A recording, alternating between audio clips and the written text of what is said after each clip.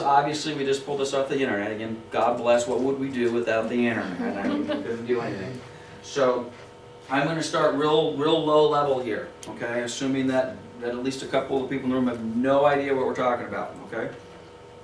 So we've got, William will be our buyer and Matt will be our seller. So you enter into a contract most of the time, actually all of the time, the topic of doing a home inspection is going to be raised. Somebody, if for no other reason, it's in the contract, okay? Do you want to have a home inspection? Yes, I do. Of course he does, okay? And his yes I do is normally a response. On occasion, the buyer, well, it's a pretty new house, I don't think I need it. You may agree with that statement, but if you agree with that statement, you never as the realtor want to basically validate that statement by saying you're right, you don't need it. Those words don't come out of our mouths.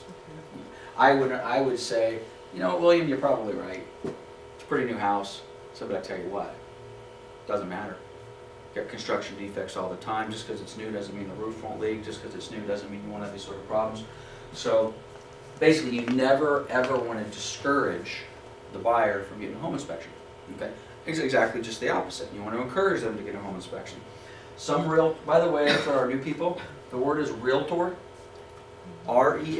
R-E-A-L-T-O-R. Realtor.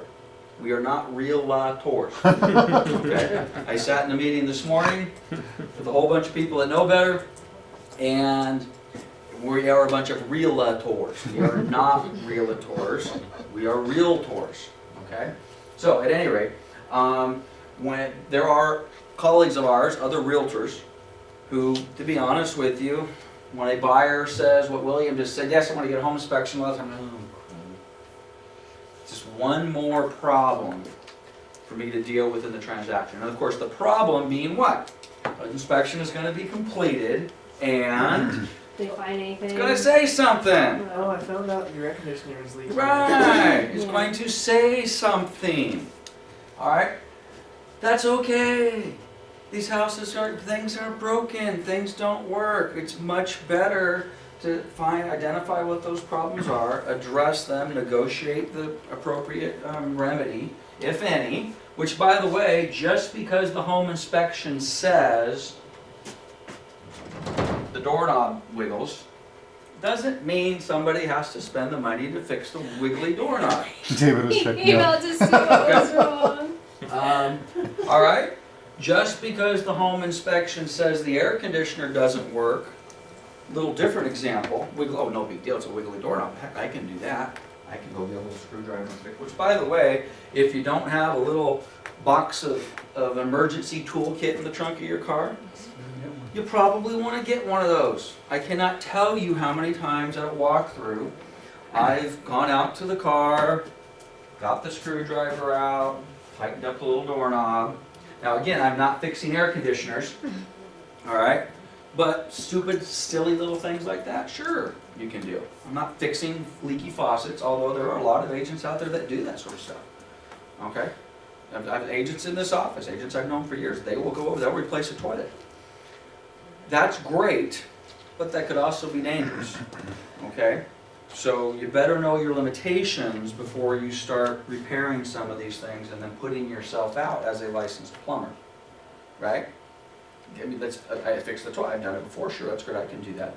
You fix the toilet, you close escrow, the little supply line from the back of the toilet that goes into the wall, you didn't get it tightened up right, it springs a leak. Problem. Overnight, it runs and runs and runs, the next morning the new buyer comes in, and your toilet repair There goes your has commission. now created thousands, if not tens of thousands of dollars worth of damage.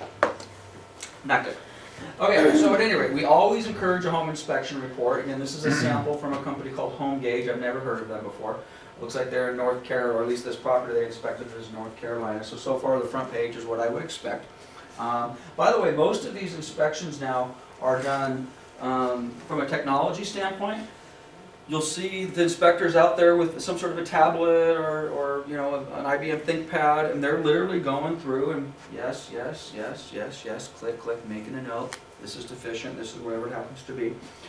By the way, I would encourage you, if I'm his agent, I'm the buyer's agent.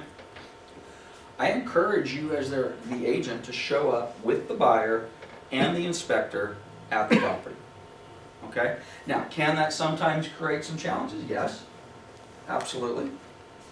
But on balance, I think you need to show up with the inspector. If the seller wants to be there too, that's fine. Normally, we don't encourage buyer-seller direct contact during a transaction, and in a perfect world, we really want to keep them as separated as possible. On balance, I mean, what are you going to tell the seller? They can't be there? Which you might want to do. If Matt's my seller, and William, let's just pretend I'm wearing two hats here, and I just know from a personality standpoint this might not go well, I may very well say, hey Matt, we're going to do the home inspection tomorrow at 10 o'clock. I really appreciate it if you weren't there. Well, if the buyer's paying for it, so isn't, if they say, well, listen, the buyer would not be comfortable with the seller being there. You could, it's his house, you can do it. If he wants to be there, he's going to Okay. be there. And I got to tell you, a lot of sellers do want to be there. Yeah. Because they want to see, which is one of the reasons why you as the agent need to be there. Now again, it may sound like sometimes I'm talking out of both sides of my mouth here, and maybe sometimes I am. So keep in mind, above all, but anything else that may sound contradictory, we always encourage a home inspection report for the buyer. Always encourage a home inspection report for the buyer. Always encourage the home inspection report for the buyer. Having said that, there may be some things on the home inspection report which are, and again, we have to be very careful, but whether it's a legal term. You got that? We have to be very careful how we define, right? Because our definition of something that's trivial or important may be different. It may be super important to William and his family, and I may look at it as a loose doorknob. You may look at it as a huge security problem, okay? So, at any rate, I like to be there. Again, if the buyers and sellers are there, normally a little separation is nice. Hey, Matt, if it would be okay, we just like to walk around with the inspector and the buyer by ourselves. And if you wouldn't mind being available to us, we might have a question. Might have a question about the age of the air conditioner, so on and so forth. So again, normally that works out well. Okay, they've got a table of contents here. It looks like this is kind of click and go, which is nice. So hopefully this is going to be something similar to what I was going to share with you guys. Okay, we got our property address, we got our buyer. By the way, they'll have, normally on these reports, and maybe it's somewhere else, oh, it is, it's right here. It kind of gives us all of the environmental issue when the guy does the report. Where's the property? What time did I do the property? Maybe the inspector is whatever, sample one. Who's the buyer? You know, William's our buyer. Who's the real estate agent? Lance Martin was the agent. Yes. What specific folders? All of them. Everything. All of them. I need access to my work. How can I work without my stuff? I need all of it. We need to finish, Anna. We need to finish when we start. We had a problem a week ago where the server blew up. It was fixed. Hence I'm working on sample documents. Okay, so comment key definitions following. Okay, so it's going to give basically there are a lot of codes in there. This particular inspection report looks like it has an IN, which means it was inspected, visually inspected. Okay, which by the way, most of the inspection stuff is just that. It is visually inspected. Something like a dishwasher, for example, could be actually visually inspected and actually a cycle ran through it. So it would say, you know, which is very common, by the way. Home inspector gets there, hey, let me turn the air conditioner on. Let that run for 20, 30 minutes. By the way, these inspections can take a couple hours, by the way. So if you're doing that, you need to be prepared for that. Okay, let's turn the stove on, let's turn the oven on, let's get the dishwasher running through a cycle, those type of things. So let that dishwasher run, of course, while they're going through doing the inspection. Okay, so I visually inspected it. I didn't inspect it. Could not inspect this component because it was inaccessible. You know, there was I'll give you a great example. We don't have a lot of them in the Moreno Valley area. Anybody ever plan on selling a house in San Bernardino or an older house in Riverside? We're older in Riverside. Older, okay. Having homes with sub areas, crawl areas, very, very common. Okay. In theory, there's supposed to be enough room in a sub-access or a crawl area to crawl. Through, yeah. Well, guess what? Sometimes There isn't. there isn't. you know, for whatever reason, you know, the house was built 100 years ago and they only gave 12 inches and people were skinnier back then, I don't know what it is. Or beavers got, I don't know, but sometimes you just can't get in. Okay, well, that could be, and could that be a problem? Yeah. Let's use that as an example. By the way, who else is gonna have a problem inspecting, doing a complete inspection if the house has a raised foundation and a crawl area and they can't get in it? Crazy. Termite guy. Well, the appraisers don't go in there. Good example though, there's no wrong answers, by the way. The home inspector obviously can't get in there, the termite guys, they really need to get in Yeah, there. he needs. And if I had to take a pick, who would I prefer to go in? And by the way, some inspectors, maybe it is accessible. But they just, that's not what I do. I don't crawl under, I don't go in attics. Okay, so you need to know this, if we hire an inspector and we get out there and, you know, William's expectation is the inspector's, the home inspector, not the termite inspector. The home inspector is gonna crawl onto the house and go in the attic and the guy says, oh, I don't do that. You need to better make sure you're comfortable with that. 140 degrees in the attic during the summertime. Or, well, forget about that, you wanna know. I'm paying for a home inspection. Hey, our guy came I and did- it was, I did it too. was almost 100 degrees out and he went in the attic. Well, the nice part is when it's 140 in the attic, it's nice and cool in the sub area, Yeah. right? You We get don't wanna underneath be in there, the sub-area and you just tonight. lay around in the, you just lay in the dirt and cool off a little There bit. you go. I've got a story to tell you later on when it comes to crawling in the dirt. I used to, believe it or not, I used to have a branch 1 and a branch 2 termite inspection license when I was 19 years old. Licensed contract. Well, that's a contract, that's a different story, we're gonna get to that. So at any rate, I inspected it, I didn't inspect it, I couldn't find it. Don't have, this component does not have whatever's on the checklist, okay? Air conditioning. Because something on his checklist probably says, well, air conditioning. Well, it's an old house, it doesn't have air conditioning. By the way, can you sell a house with no air conditioning? Yeah. Of course. Yeah. Can you sell a house with no heater? Yes. Yeah. Yes. That was a somewhat trick question. Can you sell a house without a stove? Yeah. Yes. Can you sell pretty much anything? Yes. Yes. Is it sometimes difficult or impossible to get that house financed? Yes. Okay. So keep that in mind, but occasionally it doesn't have. Now this could be important. Maybe one of the items on here is city sewer hookups. You, as the buyer, went to this house and thought this property was hooked to the sewer.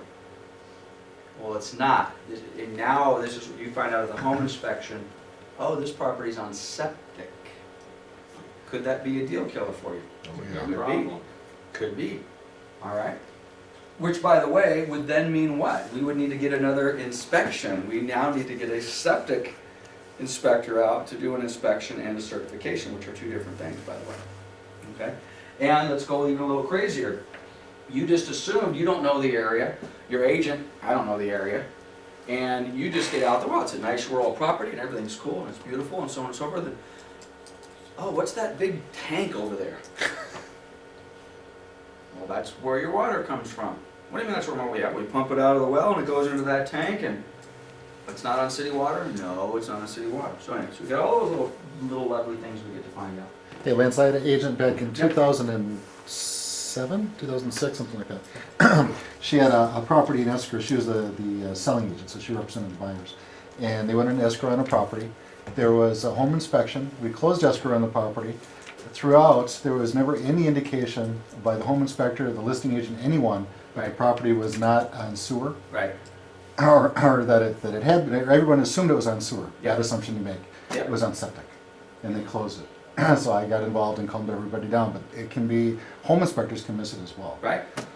so. Right. And by the way, that's not necessarily a home inspector responsibility. Right. You Okay. find that out through what? Well, let me answer that question, but let me delay it for a second. Let me give you another real life story, which is still pending, okay? Agent in Redlands sold a house, builder house. It was at the very end of the cul-de-sac, and there were, let's just say there was 50 houses in this neighborhood, and it was on a street with 10 houses or whatever it happened to be. Everything in the subdivision was on sewer.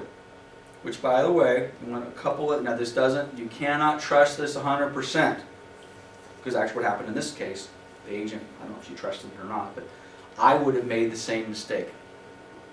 What's one of the telltale signs of property is on sewer? You're driving down the street, The gutters?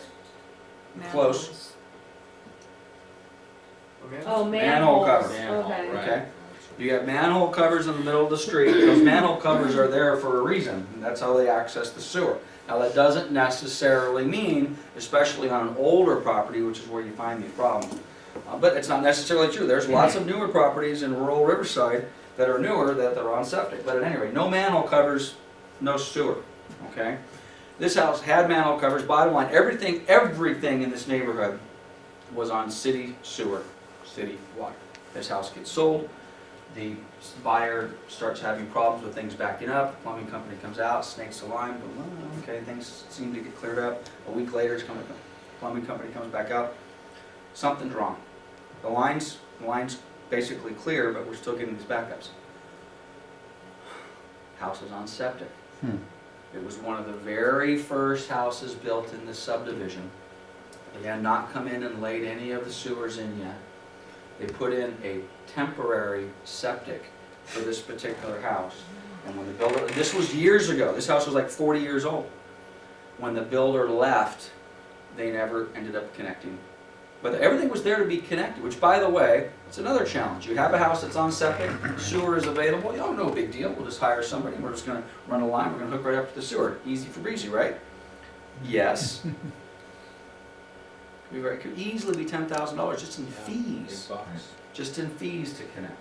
So anyway, all sorts of stuff like that. This particular has an item called repair, so if they tag something that says it needs to be repaired, in the inspector's opinion, the item, component, or unit is not functioning as intended and needs further inspection by a qualified contractor repair. Which, by the way, these home inspectors very rarely, if ever, will tell you what's wrong. They will just tell you it's not working. Okay? Even if they know. All right? If they're, let's suppose in a past life, the home, which is, by the way, how a lot of these contractors, these home inspectors get into the home inspection business. They're some sort of contractor by trade. Maybe this particular contractor had electrical background and is a wizard when it comes to electrical. And he finds a problem with whatever. He knows in his mind, I'm 95% certain it's just a breaker or something like that, no big deal. Pretty rare that they would put that down. They're just going to say, air conditioner inoperable. Needs further inspection by a qualified contractor. Don't want to stick their neck out. Very, very common. And then investigate basically is another one of those which we love. If I do a home inspection with William and the inspector gets out there and I get a whole lot of needs further investigation, what does that mean for him, the buyer? It means it needs further investigation, which means I need another inspector, I need somebody else, something. Which one of the things, one of the goals when you're doing these type of reports is to check something off the list. Right. The inspection is done, everything is good, or there's 2 or 3 minor things that we need to correct. What we ideally don't want, but sometimes we get what we don't want, is to come back with, we did an inspection, we checked that off the list, but now we got to get a septic certification, and we got to get a well certification, and they called up for a roof certification, and he said something's wrong with the windows, and now we got to get a window professional installer in there because he thinks the windows were installed upside down. And the foundation. And the foundation's going to crack, and things are settling, and there's and we might have a mold problem, or we think maybe there's asbestos in the ceiling tiles. I mean, so now that we went from a home inspection to a additional inspection. Okay. Now, very common, and again, this is a CYA thing for everybody. Who's in attendance? The customer and their agent. It's going to list everybody who's there. This is nice. William's there. William's brother was there, and some other person was there. Now again, why are we listing that? Because we want witnesses to the crime. Okay, so if this ever shows up in a legal case later, we want to be able to subpoena, if you will. What's the temperature outside? It's 65, over 65. Why is that important? If it's raining. Okay, or weather is clear and dry. Okay, but has it rained in the last 3 days? No, all of those things are important because if it hasn't rained, let's suppose in 6 months, which is entirely possible where we live. Nobody could attest whether the roof might leak or not. Exactly.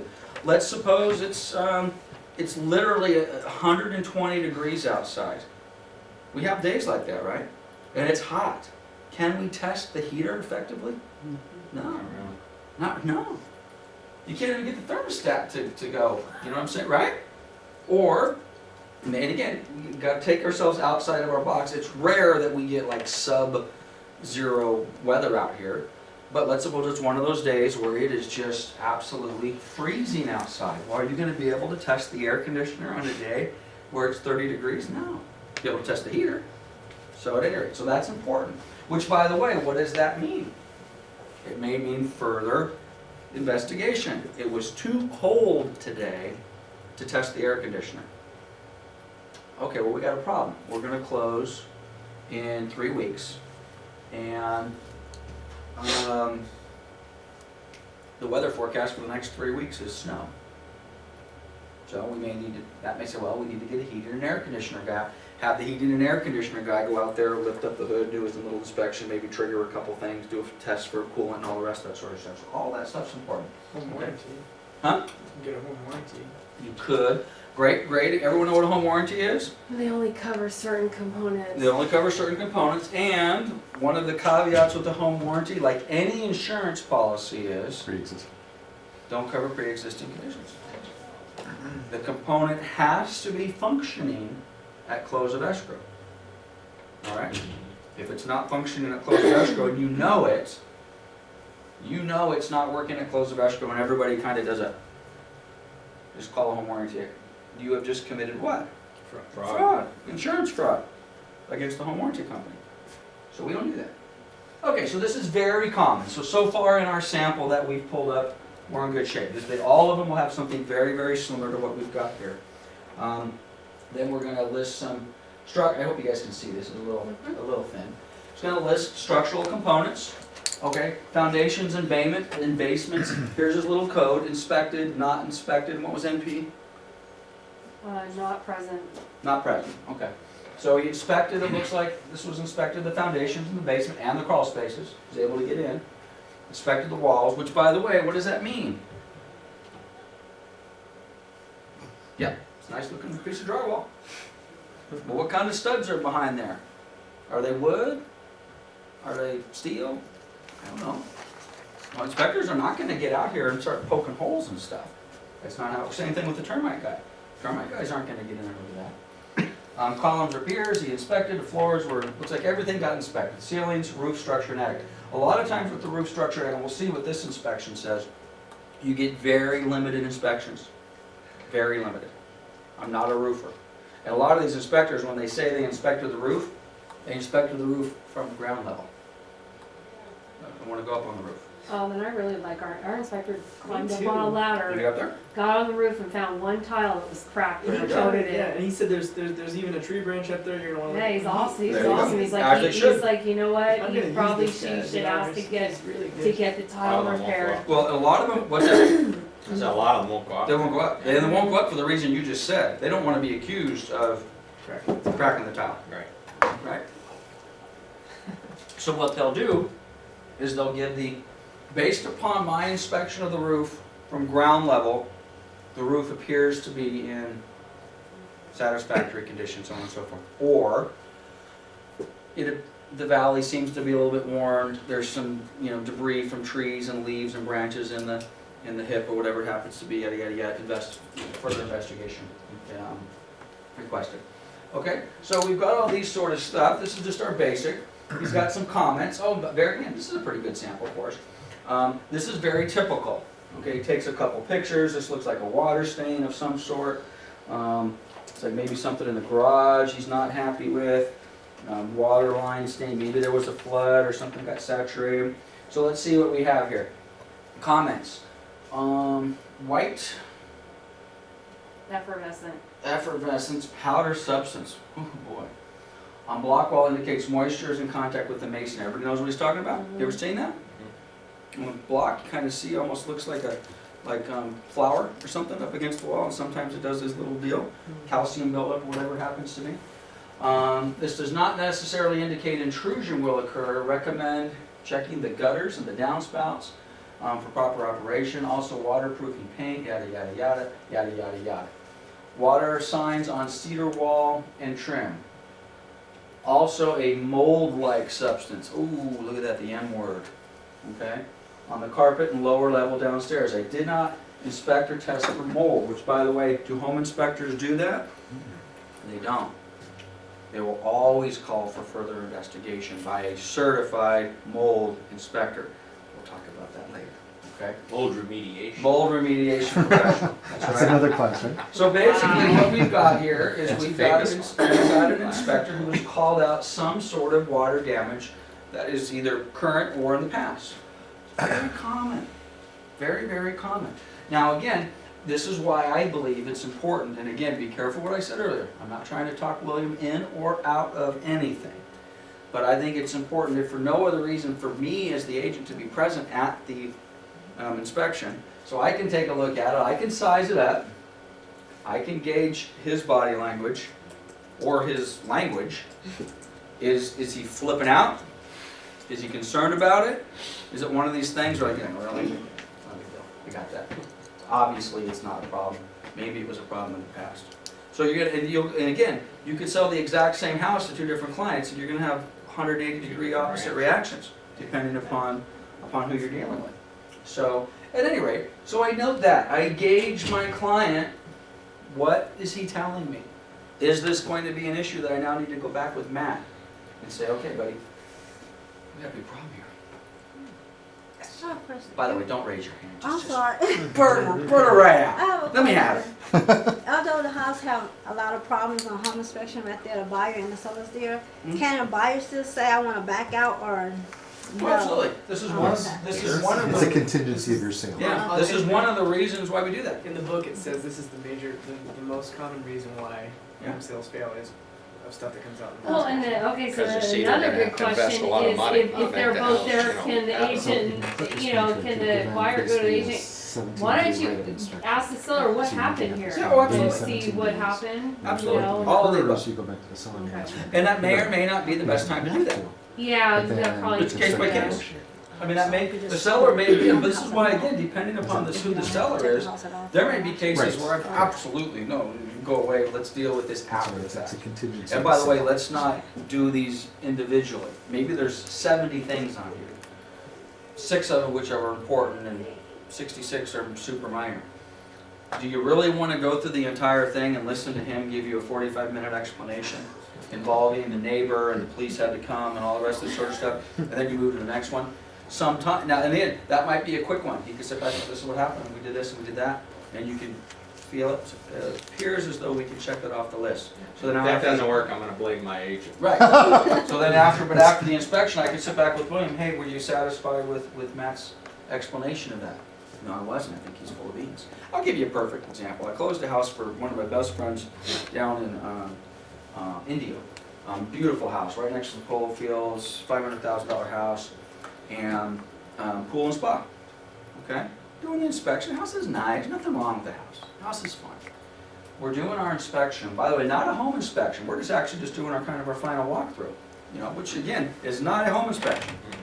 I am not qualified to do a home inspection, but we're doing the basics, flushing the toilets and yada yada yada. We go out to the jacuzzi. The seller's there. How do you turn the thing on? Here, up, up, up. Okay, this looks like the heater switch, right? Flip the heater. It was obvious when you flip the heater switch. Nothing. So we turn. And the pool's beautiful. It was beautiful. It's clean. Everything. So we turn to the seller and say, "Well, it doesn't look like the heater. Do you have any problem?" "Oh, it hasn't. It's never worked since we've lived here." "Oh, this is Palm Springs," which is Indio, but this is the Palm Springs area. Nobody out here heats their jacuzzis. What's the point of having one? Excuse me? You know, okay, from that point forward, anything that came out of that seller's mouth was suspect. He could have told me it was sunny and 64 degrees. I could have checked my phone and said sunny and 64 degrees. I still wouldn't have believed him.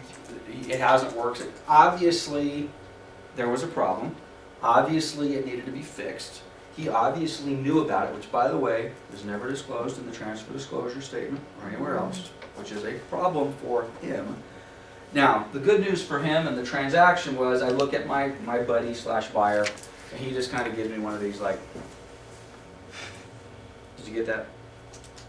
Which to me was, whatever, Lance. Guy's full of beans, I don't care. I wanna buy the house. Had he had a home inspection previous? No, he didn't, Oh. because he knew better, he knew better. At any rate, Notice so, the body language. so yeah, exactly. So, and again, so in that particular deal, it wasn't a big deal, but I gotta tell you, let's suppose we ran into another more serious, and again, you may say, more serious, that sounds pretty serious, that could have been a couple $1,000s to get that fixed. Well, in my client's mind, that was not a big deal, but let's suppose that after we experience that, now we go in and we see a stain on the ceiling. And now now the seller's with us, and we say, hey man, oh yeah, that's been there since the day I moved, I've been in this house for 10 years, and it's rained 1,000 times, and it hasn't gotten any bigger. Well, exactly. So now we may say, wait a minute, if the guy gave us that stupid excuse about the jacuzzi, we can't believe that. Which, by the way, and be careful with this, I have this really cool, it's about the size of a phone, and it's a moisture detector. Super, super neat. It's got two little electrodes that poke out of it. And let's suppose there's a stain on this wall. You push the button, you put the two little electrodes on the wall, and it gives you a reading. Oh, wow. If the reading is 0, that's bone dry. Anything above 0 contains moisture. Just to give you an idea of how sensitive this is, if I have this with me, my skin, would you all agree my skin is dry? My hands are dry. If I put that electrode up against my skin, it will show at least 20% moisture content. 20% on dry skin. But your body's full of water, so it's It's detecting what's underneath. picking up the moisture. Yeah. you How know? far can it detect? Like just an inch or two, or through Well, a wall? well, or- it depends. Let's use this example. Let's suppose we've got let's pretend this is a ceiling, and we've got a stain like this, and we start out here and it's dry, and in theory it's got more moisture in the center because that's maybe Right. where it's dripping. Now this would be 2%, 4%, 6%, 10%, 20%. So as it's drying, as it gets farther away from the source of the moisture to the point where we get it's super, super sensitive. Now, again, I bet there's probably less than 1% of realtors that are carrying that around in their little toolkit, okay? For the first 20 years I was in this business, I never carried that around in my real little toolkit. I was on an inspection one day, I saw actually my carpet guy out there using it, I said, wow, what is that? This is what it is. I said, that is the coolest thing I've ever seen. I need that. Because if I'm now out with William, and we want to take a look at that at least, and again, gotta be careful, am I sticking my neck out a little bit? Yeah. Am I creating a little bit of liability? Am I now becoming a higher professional when it comes to determining moisture? I am. We gotta be careful. Held to a higher standard. But maybe I don't even do it for his benefit. Maybe you and the inspector have gone around the corner, and I'm gonna call BS. Let's see what this is. I think it's 30% moisture on there. Make a little mental note, now later on say, hey, just so you know, William, when he was up, that thing's definitely got it, we have another problem there, okay? But anyway, we can go on for days. Okay, we got a couple other examples. This looks just like there's some moisture present in the crawl space. It also looks like maybe we've got some insulation and all the rest of that sort of stuff. So all of those type of things are going to be noted, and then they're going to make some sort of recommendation for repair or further investigation. There was a horizontal crack in the foundation, foundation wall on the left side, facing front. These cracks do not appear to be significant. In my opinion, you should seek a second opinion. Isn't that, how great is that? Okay? Pass the buck. Exactly, which is what a lot of this stuff is really all about. Pointing out the possible, which is why, again, let's get the body language. Come on, William, he just says these cracks do not appear to be significant to require repairs at this time.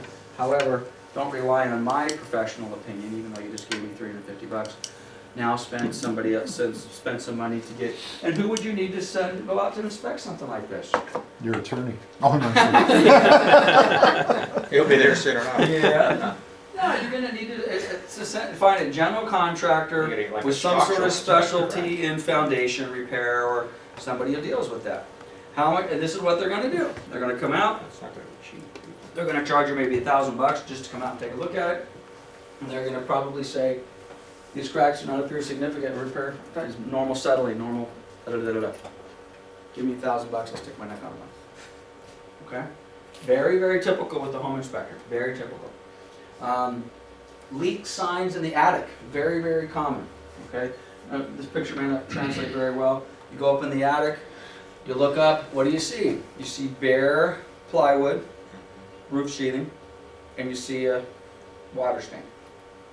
Okay, the guy at the end of my street right now has been remodeling, literally took this house down to the studs. Been remodeling this house for 10, 11 months minimum. Tore off the roof, sheathed the roof, no roofing material on this house.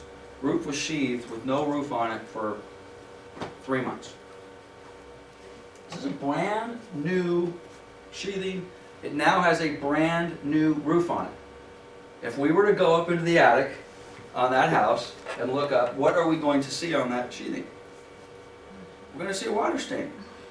Because it rained, you know? Which, by the way, under new construction, do you think all of the roofs were put on when it was dry, or is it possible that in between sheathing the roof and putting the actual roof on, it might have rained on brand new Every single construction? time it rains. Every single time. Almost every single time. So just because you see a stain doesn't necessarily mean you have a roof leak. So again, when you see that, and let's see what this guy said, leaks, signs of a leak in the attic, likely from the old roof.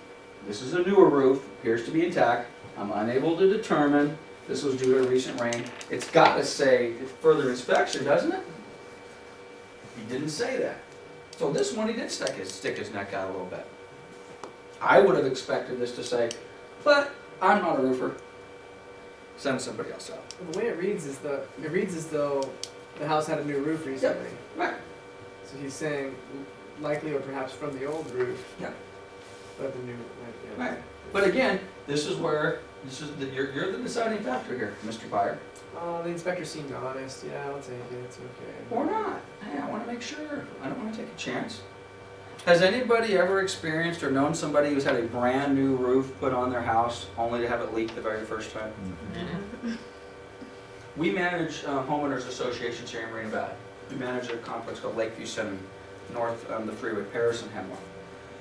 They have flat roofs over there, flat roofs. They are common roofs. So if there's Unit A, Unit B, Unit C, 3 separate units, they all share the same roof. We've had let's pretend you live in the B unit. Your roof has been leaking forever. The Unit A has not leaked, and Unit C has not leaked. The leak just happens to be showing up in your unit. Well, when we re-roof your building, we have to re-roof A, B, and C. Well, guess what happens when we do that? We re-roof, and this doesn't happen all the time, but this happens. A and C start leaking and B's fine. This guy over here in A, who never had a roof leak before, now has a brand new roof and a brand new leak. Okay, so just because it's a brand new roof doesn't necessarily mean. So again, that's very, very typical. You could see that almost in every home inspection. Exterior, I'm gonna move a little bit faster because we haven't even gotten, there's 2 other reports I want to get to. What do we inspect for the exterior? Basic stuff. The exterior walls, the cladding, the flashing, the doors, the windows, the decks, vegetation, grading. This is important too. They're not just always inspecting just the house. Does the hillside that comes off from the neighbor look like it's at the appropriate angle, and does it drain properly? Everybody's seen going to somebody's house, or maybe you've done it yourself, where they've got the embankment on the back, and then they've decided they want a larger yard. So they got back there and they just dug it out, right? And now you've got this vertical area. Well, there's a reason that embankment was put at that angle. Because the city and the contractor's code says that's the appropriate angle for drainage, so you don't have erosion, you raise your house up above you, doesn't slip off the cliff. It happens all the time when people go and start cutting I hillsides. don't know if you remember this, but about 2 or 3 years in this area, like over by Highland, there was a whole bunch of houses, and they had like a very heavy rain for 2 or 3 days. Yep. There was a massive mudslide. Yep. And like you said, they didn't have the proper, grading and stuff on the hill, and the mud just came down like That's a tsunami That's right. and hit like 20 or 30 houses. Yep, And it wipes was it like out. these people's houses had like Wipes it 5 out. feet of mud in their house. Yep. Wow. In Inside. Marina Valley here, that happened? No, it was in Highland. Oh, Highland, okay. Yeah. Well, and again, I think it was not 2010. as crazy as that sounds, that's not that uncommon. We deal with a lot of traditional type sales here. Just a builder, 100 houses, normal 5,000 square foot lots. That's a little rare. But I used to manage some properties in Riverside, Santa Rosa Ranchos Homeowners Association, 2.5 acre lots, very specific grading. Are we good? Do I have to do anything, or we're just good? Yep. Okay. Very specific. Thanks, Brian. Very specific grading. Everything flowed accordingly. These were 2.5 acre lots. People had horses, they had all sorts of fun stuff. Well, when you have horses and you have 2.5 acres, what sometimes what the homeowners tend to buy, they tend to buy tractors to clean the property up. Anybody ever driven a tractor? They're fun. When you got a tractor, you decide, hey, I think I might move some dirt around a little bit, right? So you're in your backyard, you're doing your thing, the next thing you know, you've got the tractor to move the horse poop around and to move the hay, but now you're changing the grade of the, oh, you know what? Every time it rains, I get a little bit more water that comes off the hillside. I'm gonna build this up a little bit. Well, when you build that up and you change the way that water flows, where else does the water go? Everywhere else. It goes onto the lot next door to you. Can you do that? No. You can't do that. So when you're in some of these funky rural areas and you decide, and I'm not talking rivers, I'm just talking, you get a heavy rain, it comes off the hillside, it's kind of cutting through my, well, I'm going to fix this, it'll be really easy if I just put a little thing of dirt. Well, you've now changed the flow of the water, now it goes to your neighbor's house, the neighbor calls the county Riverside and says, my neighbor's been grading his property without a permit. He has now flooded my backyard. Would you please come out here? And guess what? They will come out. And they will assess a heavy fine. So anyway, all of that fun stuff we get to deal with. Okay, garage door openers, yada, yada, yada. I don't know what that picture is. Let's just see what else we got here. Cloudy glass, very typical. Cloudy glass, dual pane windows, they're supposed to be sealed. The seal breaks, what happens? Moisture gets in between the two windows, and now when you look through that dual pane window, instead of having a clear glass, you've got the cloudy glass. What do you do about that? You get an inspection. You get a new window. Oh, There's some company out there that is advertising they can fix that. I can do it. You can fix it? There it is. There you go. Williams Glass Cleaning, Perfect. glass repair. How would Okay. you fix it? Vinegar. On inside pane, Oh, inside no. inside. I was just supposed to be really impressed. Right. So, at any rate, very, very typical. Which, by the way, along these lines, again, I'm Williams' agent. We're out looking at this house. It is a good idea, and this doesn't always work this way. We saw 12 houses today, William. I'm really exhausted, bro. I think you like the one on Main Street. What do you say? Yeah, let's do it. Okay, we're gonna write an offer? Yeah. In a perfect world, okay, buddy. In a perfect world, what do we want to do? We close for it, man. Take Bob, get the pen, bam, okay? In a more perfect world, we say, you know what? We saw that house 6 hours ago. I know you liked it, but we really didn't completely go through it. Okay? Let's jump back in the car. Spring ring, Mr. Seller. The guy I brought through earlier really, really likes it. We may be writing an offer. We'd like to come back one more time, spend about a half hour just tinkering around. Okay, yeah, great. So we go on over there.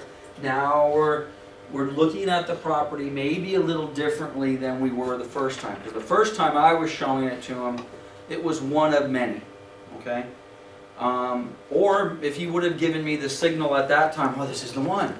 I'm going to look at that house, to be honest with you, much differently Yeah. than I otherwise would have. I'm going to be looking for Critically. this sort of stuff. Yeah. I'm going to be doing maybe one of these, hey, I think he really likes this house. Let's see what we got. I'm looking for little cracks in the windows. Okay? Something that I wouldn't have noticed. The blind was closed, it was only open halfway. I wouldn't necessarily have done that. I'm looking for missing screens. I'm looking for ceiling stains. I'm looking for stains on baseboards. I'm looking for ugly carpet stains. I'm looking for things that I otherwise might not have been looking for before. And I'm looking at it and I'm saying, William, just so you know, got a little crack in the glass right there. And then depending upon who this guy is, will depend upon his record. Oh, well, geez, you think they're gonna fix that, right? I don't want to buy the house if it isn't. Well, again, well, let's see.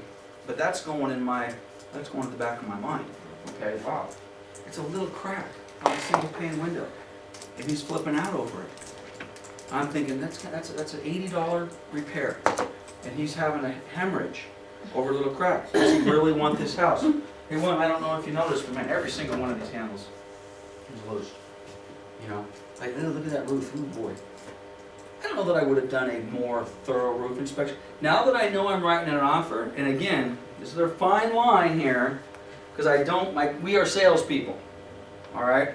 That doesn't mean we're salespeople at the expense of our buyer. We don't want to sell them something without full disclosure.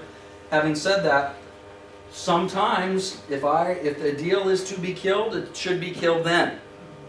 Okay, before we write the offer. Did you notice that roof? And did you notice that hillside? And oh boy, man, when we were here earlier, I didn't notice all these barking dogs. Okay?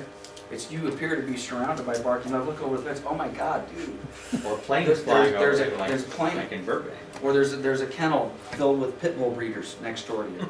Okay? Or the smell of marijuana coming over the fence. That wouldn't bother me. Well, Karen, Could be a selling wild feature. woman, Okay? But hey, depending on how you roll. hookah time. So all of these things are important, and I'm also getting a gauge of who my buyer is. And even if he is freaking out at every single step along the way, that's okay. That just means I know who I'm dealing with. And now I'm knowing when we write that offer, what to expect in my presentation to the seller. And what my expectation may be is, all of these things are important to us. Let's deal with them now. And we haven't even done the home inspection yet. When a seller want to go back to 2 more houses that you already looked at, Yep. it's okay to, you have to call the buyer first and make sure it's okay to go back to them houses? Or? Call a seller? Yeah, if you, normally, it depends on the property.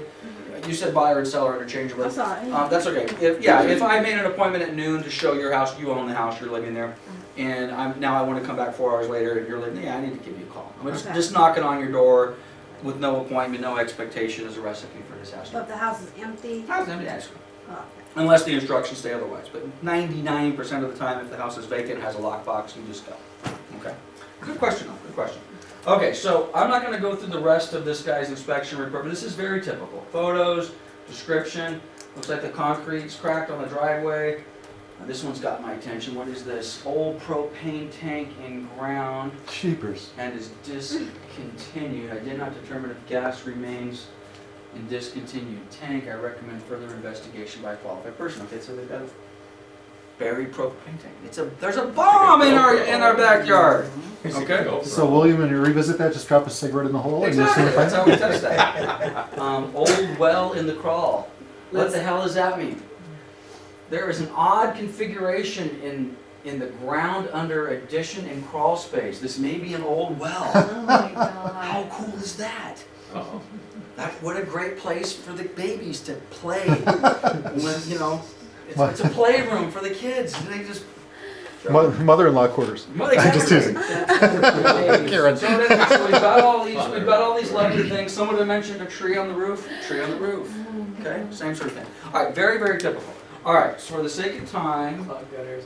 let's go back to, I know this is where Brian's here, I think. Sorry, buddy, I should have right back here so you didn't have to hang around and see if this stuff's working.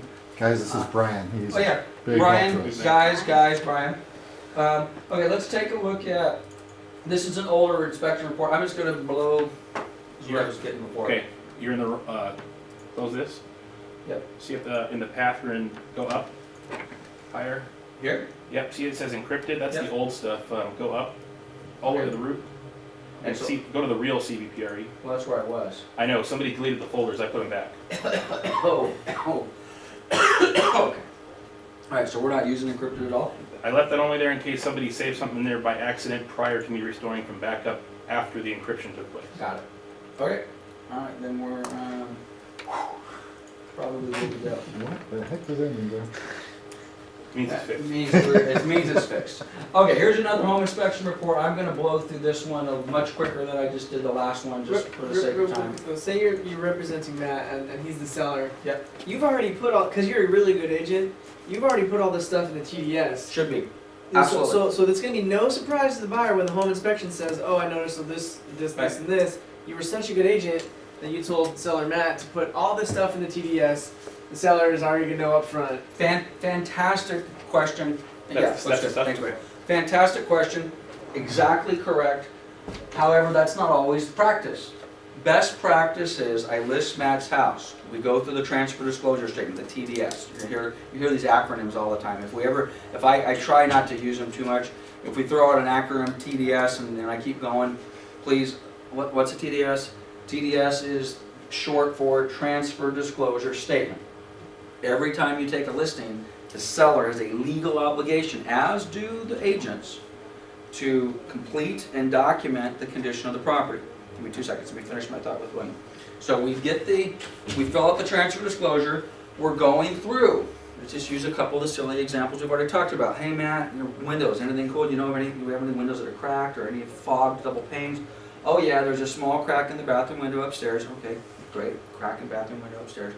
Oh yeah, and the sliding glass door in the back, both of those panes have lost their seal and they're fogged up. Great, put that in the TDS. So that has, and anything else. There may be something, I used this example in a prior class. Mike Boab sold a house up in Ritchie Canyon 10 years ago. Home inspector didn't catch it. I don't even know if there was a home inspector. The termite guy didn't catch it. Probably didn't catch it because he didn't do his inspection properly.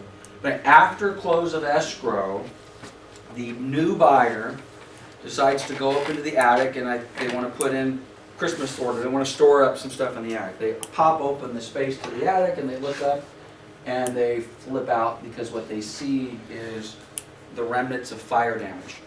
Black soot throughout the entire attic space.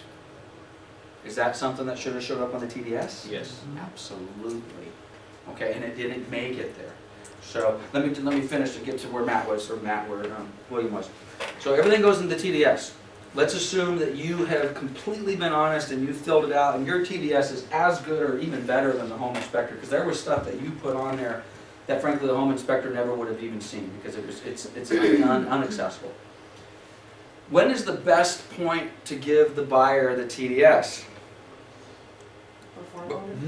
Before or after they get the offer? Ideally, we want to give them the TDS.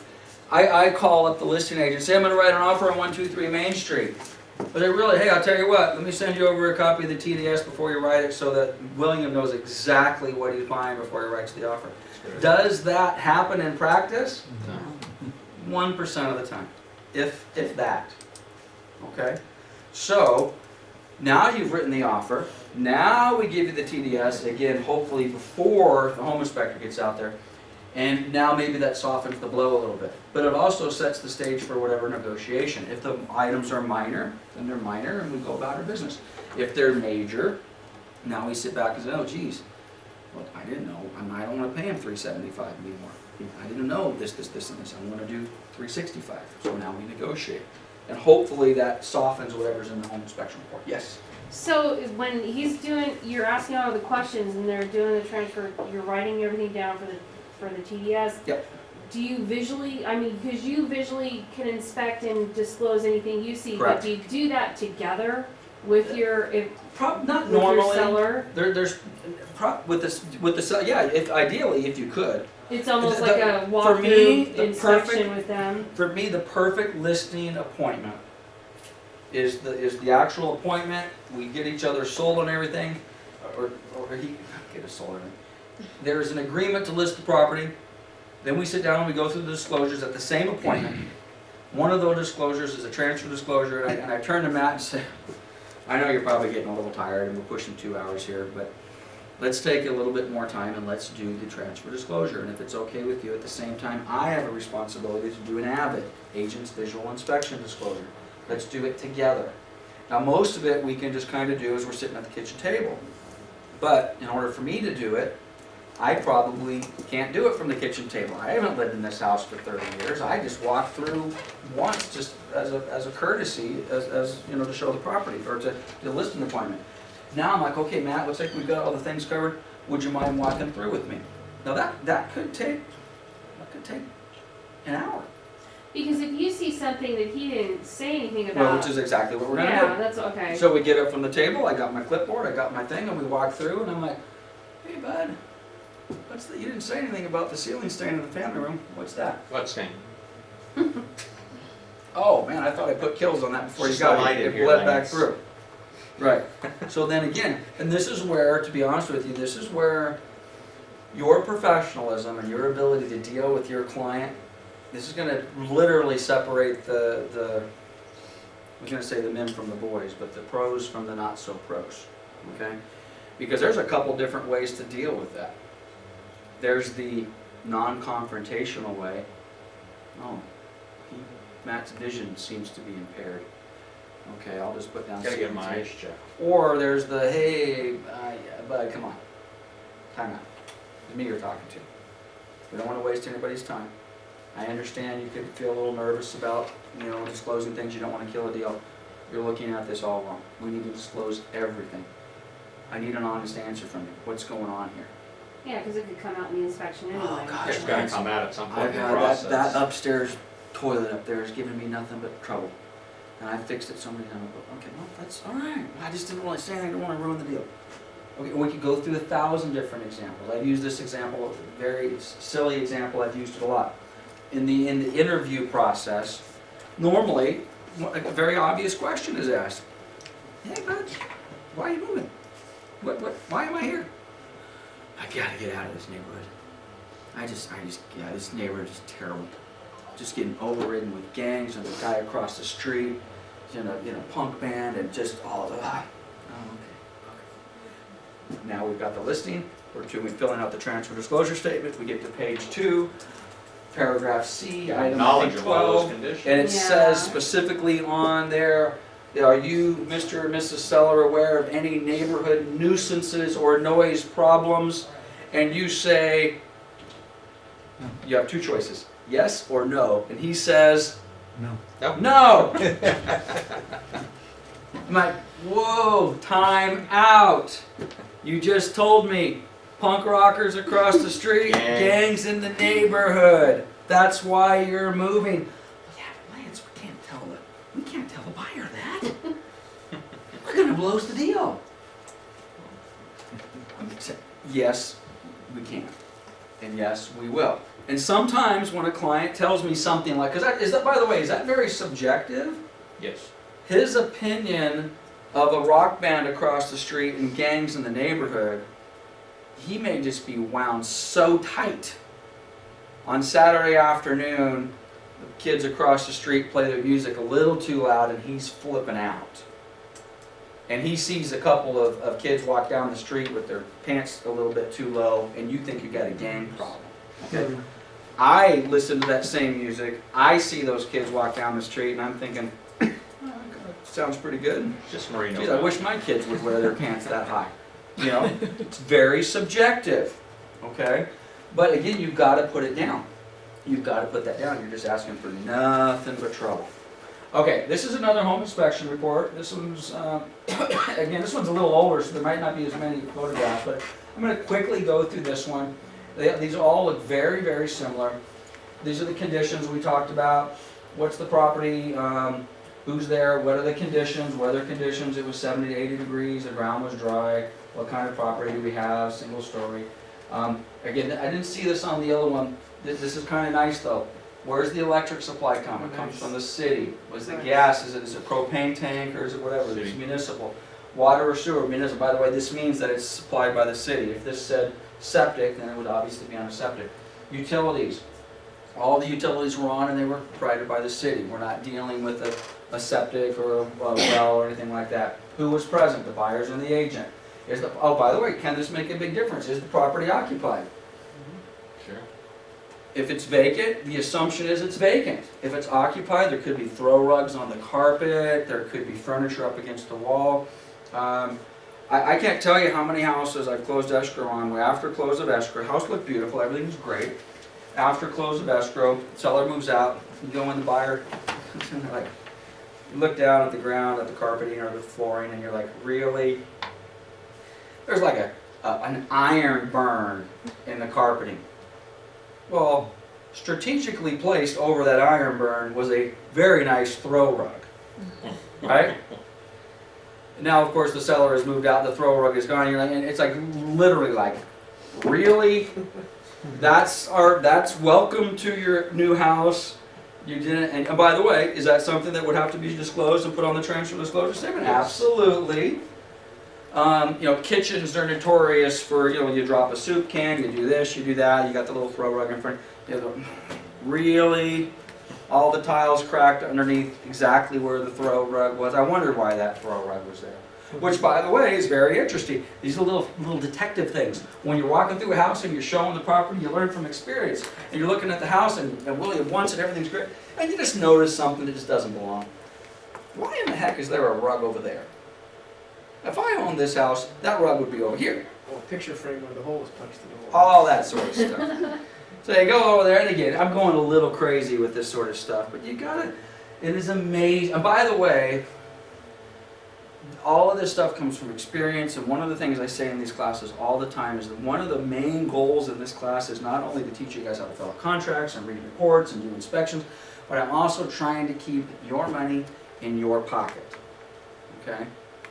When we close escrow, and William moves in, and I'm his agent, and Matt has moved out, and then we look down at the throw rug in the daughter's bedroom upstairs, and the iron burn on the carpet, and it's gone. He's not happy. Now, who does he want restitution from?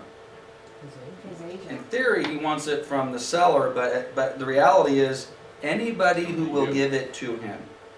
Who's the closest to him right now? Who just got rich because I just got a 3%, 4%, 6% commission? He saw the closing statement. He's looking at what he thinks is a $200 or $300 repairs, and I just cashed a check for $7,000. Not me, I moved out of state. Seller's gone. So, So what do we do? What do we do? And again, you got to be careful with this. There is no right or wrong answer to the question, what do I do under that circumstances? But I got to tell you, more times than not. All right. That $100 gift card to Lowe's you gave me for our future referral, that's not gonna cut it. There you go. Does So we the start writing checks. Buyer's agent ever go to the seller's agent, hey, you know, Absolutely. I found Oh, this absolutely. crap, you didn't disclose it. Absolutely. And that's where you come in with the hammer. You come in with the hammer. Especially if it's something big, like. Well, I'm dude, like, you're gonna hey, cover this, well, in I'm this case, not. I'm his agent, so I got no one to blame but myself. I go to Matt and I'm like, dude, come on, man.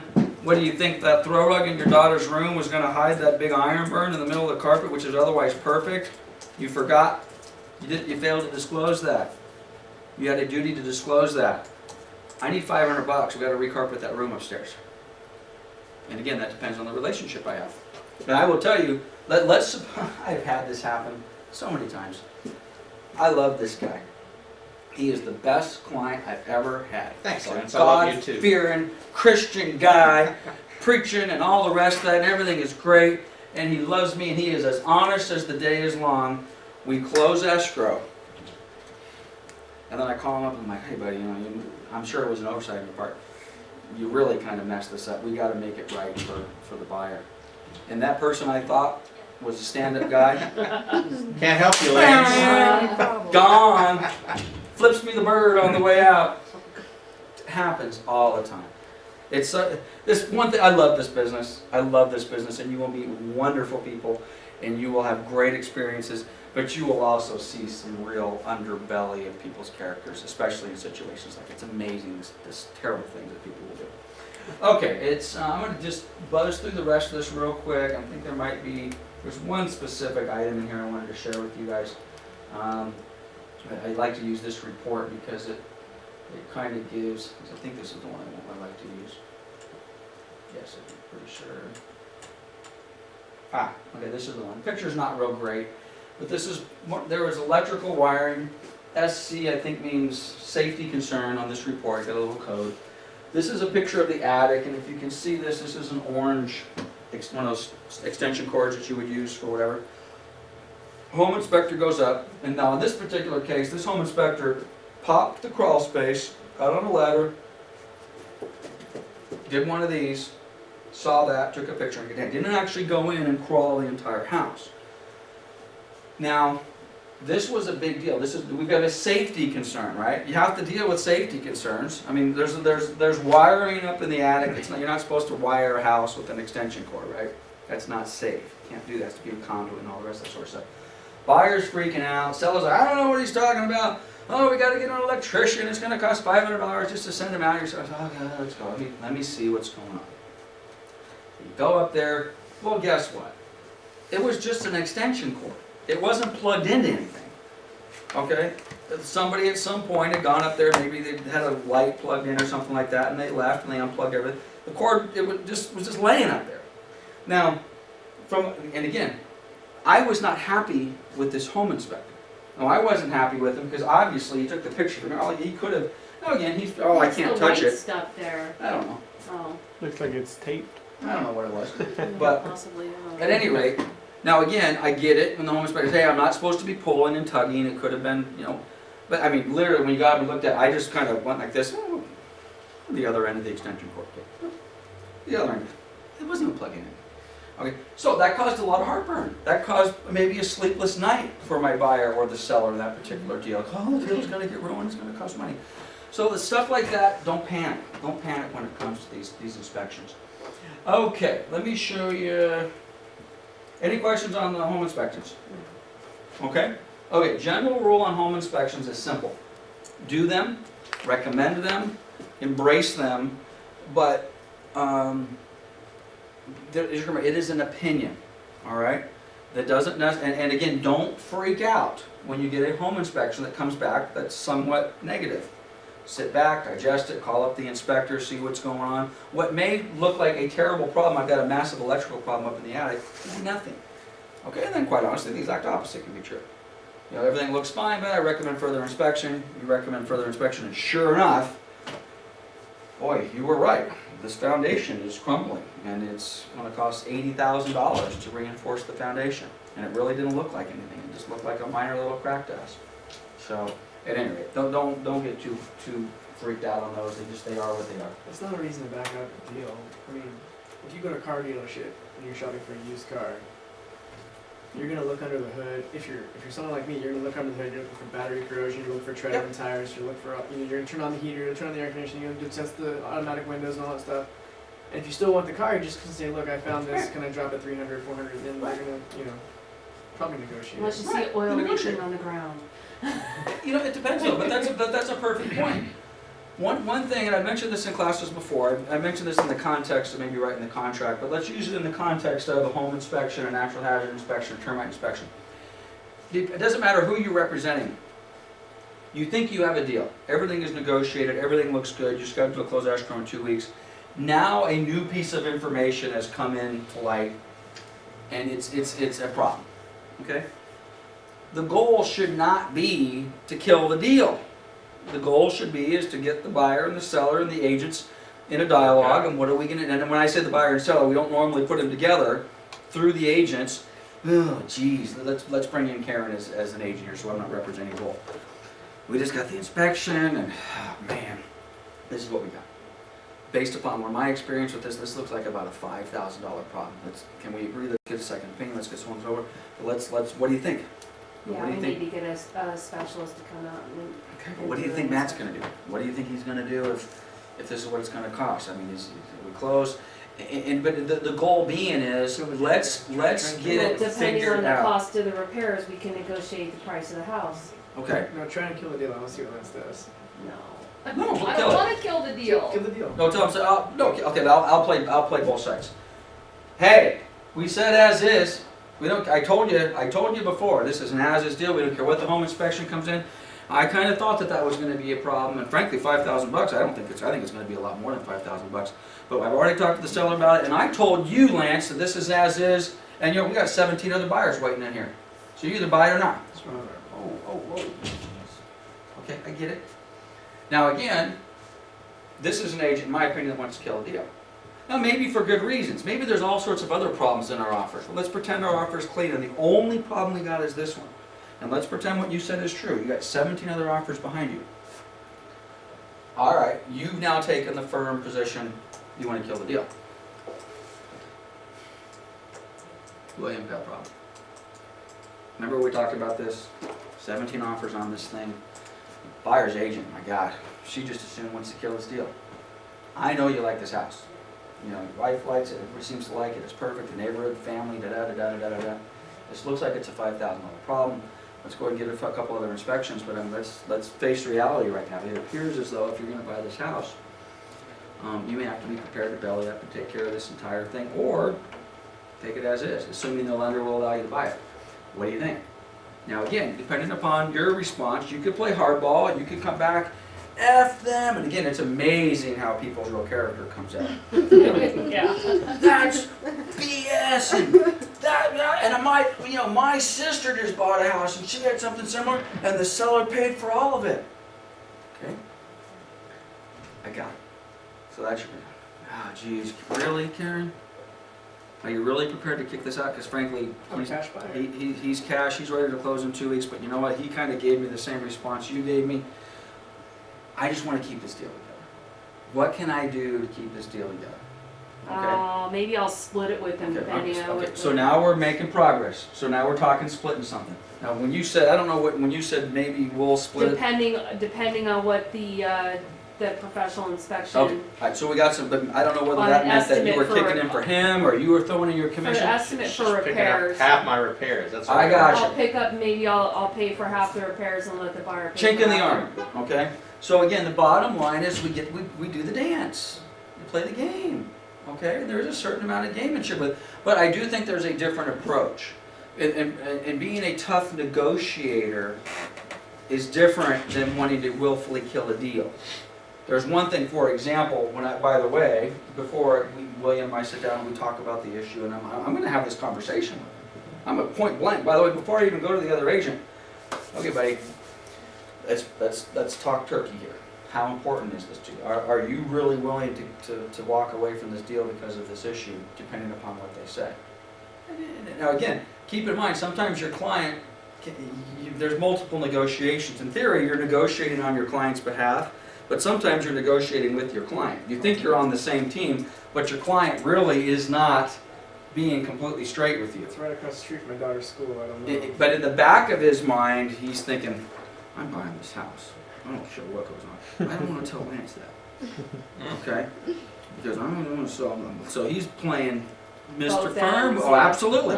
Now again, and I'm supposed to be on, but I get that. Because a lot of sellers or buyers experience with sales, keep in mind we're still salespeople. Salespeople sell. Okay? I can't trust Lance because if I tell him I'm willing to buy it, now when Lance goes over to talk to Karen, it's going to be a little softer. Yeah, and I'm maybe just so- gonna cave and so, let them but get over the me. larger point is, let's do what we can to keep our deals together. This happens all the time with appraisals. Appraisal comes, oh, I'm sending over cancellation instructions because the appraisal came in a few $1,000s low. Whoa, that's step one? Step one is to cancel? How about step one, let's talk about this. How about step one, let's see if there's an opportunity to save this transaction. So, anyway, home inspection certainly can do that a lot for you. Okay, we've got another 30, 45 minutes. Second report I wanted to talk about is the natural hazard disclosure report. This one's a little bit easier for us to go through relatively fast. There's multiple companies out there that do these reports. This is an older report from a class I literally, gosh, it's amazing how old I'm getting. I was teaching the same class 9 years ago. Reports have not changed at all in the last 9 years, so don't feel you're getting old at it. This is a property, California property disclosure. Right now, the big boys out there are Property ID and a couple, 3 other. This is a report that is paid for in most cases by the seller. Depending upon the company you're ordering them from, the cheap ones are $50, the expensive ones are $125. They basically all have the same information. The difference between the cheap one and the expensive one normally is the guarantee that the company provides. So if you get the cheap one, the company says, I guarantee the information is correct. If you get the expensive one, they say, I guarantee the information is correct, and if it's not correct, I'll give you $100,000. You know how many times they paid off on these? Never. They don't pay off on these because the information's all public and they go get it. So this is the information that we're looking for, is the property in a special flood area, which that's a pretty easy one. Special flood hazard area. By the way, these are all designated and designed by state, local, or federal agencies. So we're not guessing. So there will be a map that's sanctioned by some governing body. Is it in a flood hazard area? No. Is it in a dam failure inundation area? Does anybody even know what that is? No.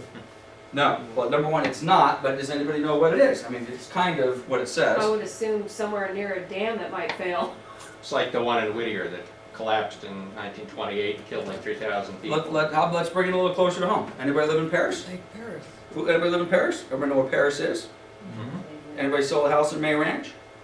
Any of that portion of Paris? Well, what is immediately to the east of the city of Paris? Lake Paris. Okay, that's an earthen dam. The water level at Lake Paris used to be this tall. This is the top of the dam.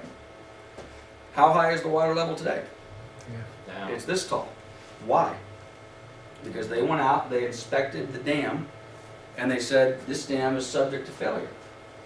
And if that dam failed, earthquake or whatever it happened to be, where's that water going? It's going into the city of Paris, all of May Ranch, and frankly, a good portion of Paris would be flooded. I mean, it'd be amazing to see. It was my sick mind of mine. I'd love, we go water skiing out there all the time, and I've always thought, how cool would it be to be out there water skiing, let that dam go, and we just ride the thing all the way down to the city See of too many Paris. movies. Exactly. I'm like a little kid. Exactly. So at any rate, so the city of Paris, actually portions of Paris for a period of time were in a dam inundation area. What would that mean to the buyer or the seller for that matter? Larger cost of Flood insurance. insurance. Okay? Now again, it's pretty rare, but that's what that is. High fire severity zone. Again, there's a map. Is this area close to wilderness areas, an area that burns a lot? Box Springs, for example, Moreno Valley, I mean, that thing burns, it seems like every 3 to 5 years, get some pretty good fires there. I don't think we've ever lost any houses, but there's been some pretty hairy calls.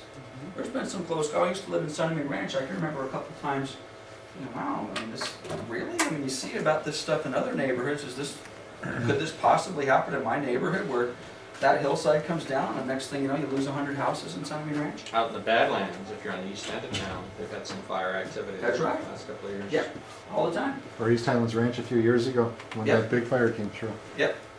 So again, you may or may not, where I live now in Riverside, I live over in Canyon Crest. I'm 2 or 3 blocks at least, not blocks, but at least streets from the open wilderness area, the Canyon Crest Wilderness Park, whatever they call it. Sycamore Canyon. Sycamore Canyon, there you go. But I'm not in it, by the way, there's different levels of fire hump zones, high, very, very high, whatever happens. But I have to pay a premium on my fire insurance because I'm closer. I'm closer than I otherwise would be. Fire responsibility area, earthquake fault zone, or a seismic hazard zone. No map, I love this. I have been doing this for 27 years. The state of California, or the federal government, whoever's in charge of it, still has not mapped out any sort of earthquake zones or seismic hazard zones. Would you all agree that Southern California and this city is subject to earthquakes? Are we in an earthquake zone? As far as the report is concerned. So this is one of those areas where we play expert. So when you're explaining this to your buyer, where'd you come from? Riverside. No, where'd you move from before that? Oh, well, we're originally from Northern California. Oh, I thought you were back east. Yeah, we live Iowa in or Long something. Island for 3.5 Long Island. They don't years. have, for the most part, they don't have earthquakes in Long Island. Karen comes out here for the first time, we show her this thing, and she's heard all sorts of things about earthquakes. And she sees this and says, oh, apparently we don't have earthquakes in this city. Those must be up in San Francisco, right? Well, no. I know it's not in the map, but trust me, you live here long enough, you're gonna feel an earthquake, okay? So at any rate, this is the Natural Hazard Disclosure Report. The actual report itself, this is a summary, this is what the actual legal, let me show this a little bit different view. This is what the actual required form looks like. And again, this one's 9 years old, they look exactly the same today as they did 9 years ago. And it has a bunch of yes and no's and yes and no's. I know this is difficult to read, but don't get hung up with that. Is it in the fire zone, or is it in the flood zone, is it in the earthquake zone, da, da, da. And 99%, matter of fact, I don't think I've ever sold a house where any of these boxes were checked yes. I really don't think I have. Having said that, I would never fill this out myself. Well, anybody that lives around here, the thing about the airport's gotta be checked, cause it's March Air Force Base, Okay, right? okay. Yeah, with your, It's like but the again, military that's ordinance. actually, There's that's a- actually not, but that's not part of the Still natural aircraft. hazard disclosure. That's an extra add-on, but that's not necessarily part of the big, I think we call them the big 5 or the big 6, which are these. Flood zone, potential flooding zone, very high, wildland area that may contain substantial forest risk and other Oh, so definition of it's fire. just fire, earthquake, earthquake, seismic. and, There's not, oh, and then you got the liquefaction zone. That's the soil just, you get an earthquake and then it just turns to quicksand and we all sink. So, hey, this is the moral of the story with these. These reports cost between 50 and 125 bucks. There is a form in CAR's wind forms, you are never, ever, ever, ever, ever to use it. So when you do your first transaction and you go into Sky Slope and it says on there, give us the natural hazard disclosure report, and then you go into wind forms and you're fooling around and you see one. I'm going to take this to my listing appointment. I'm going to sit down with Matt and I'm going to say, Matt, do you know if it's in a very high fire zone? Do you know if it's in a flood zone? No, no, no, we don't do that. We say, hey Matt, you're going to need to provide this. I want you to know it's going to cost you, the company I use is cost 90 bucks. Are you okay with that? Do I have to pay it? No. However, customarily in this locale, Southern California, 99% of the buyers will probably ask you to pay for it. Everything is open for negotiation. Normally, it's not something that I recommend we fight over. Yeah. It's actually, in my experience, it's actually easier to get people to pay for that than to do the other stuff like you were talking about, like in the house, because they're so personally invested in it, you know. as Right, far well, as and the reality repairs and is stuff.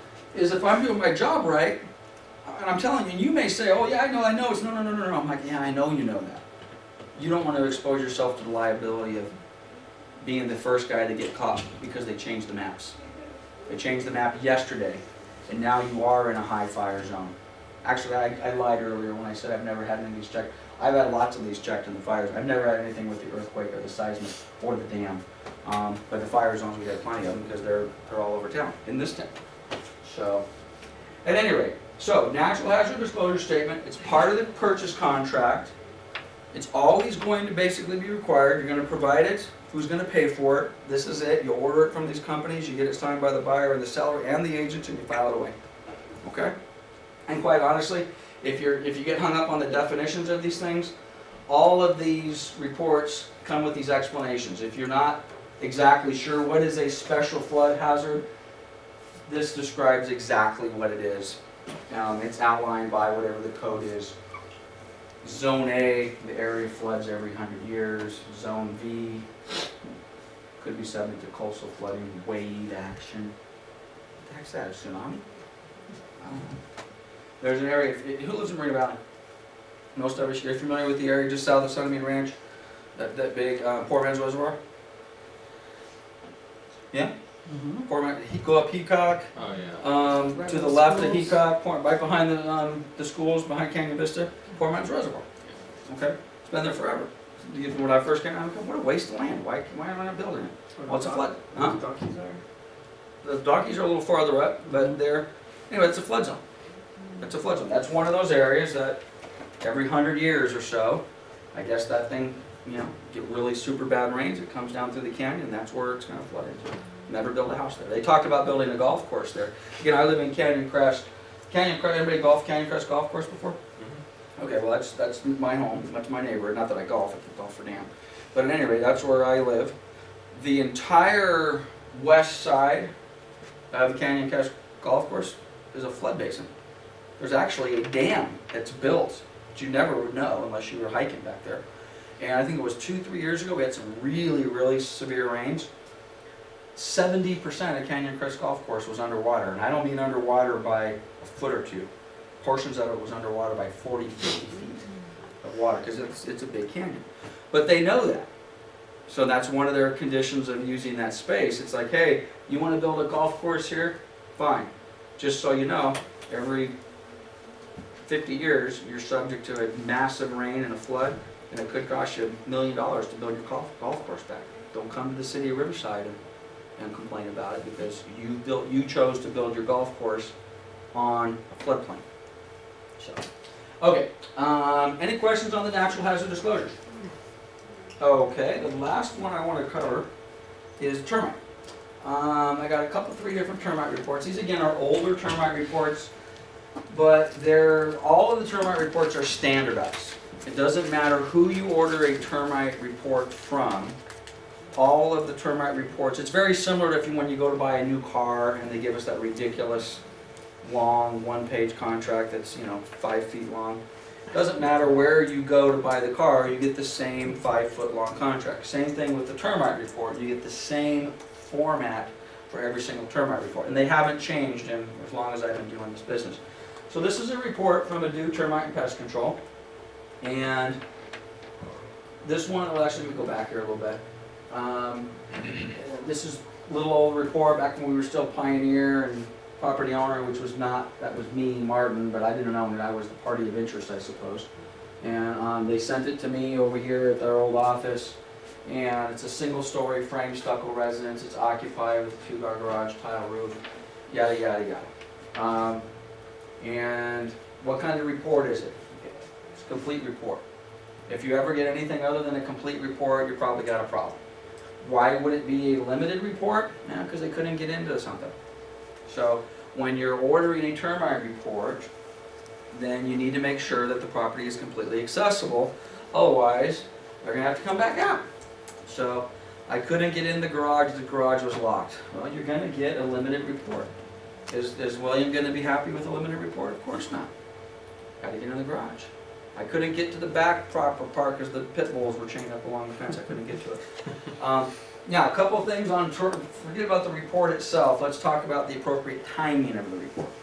I'm sitting down with my seller of the week, Matt, and when I fill out a net sheet, one of the things that we do, we have a whole class on filling out a net sheet. A net sheet is a list of closing costs.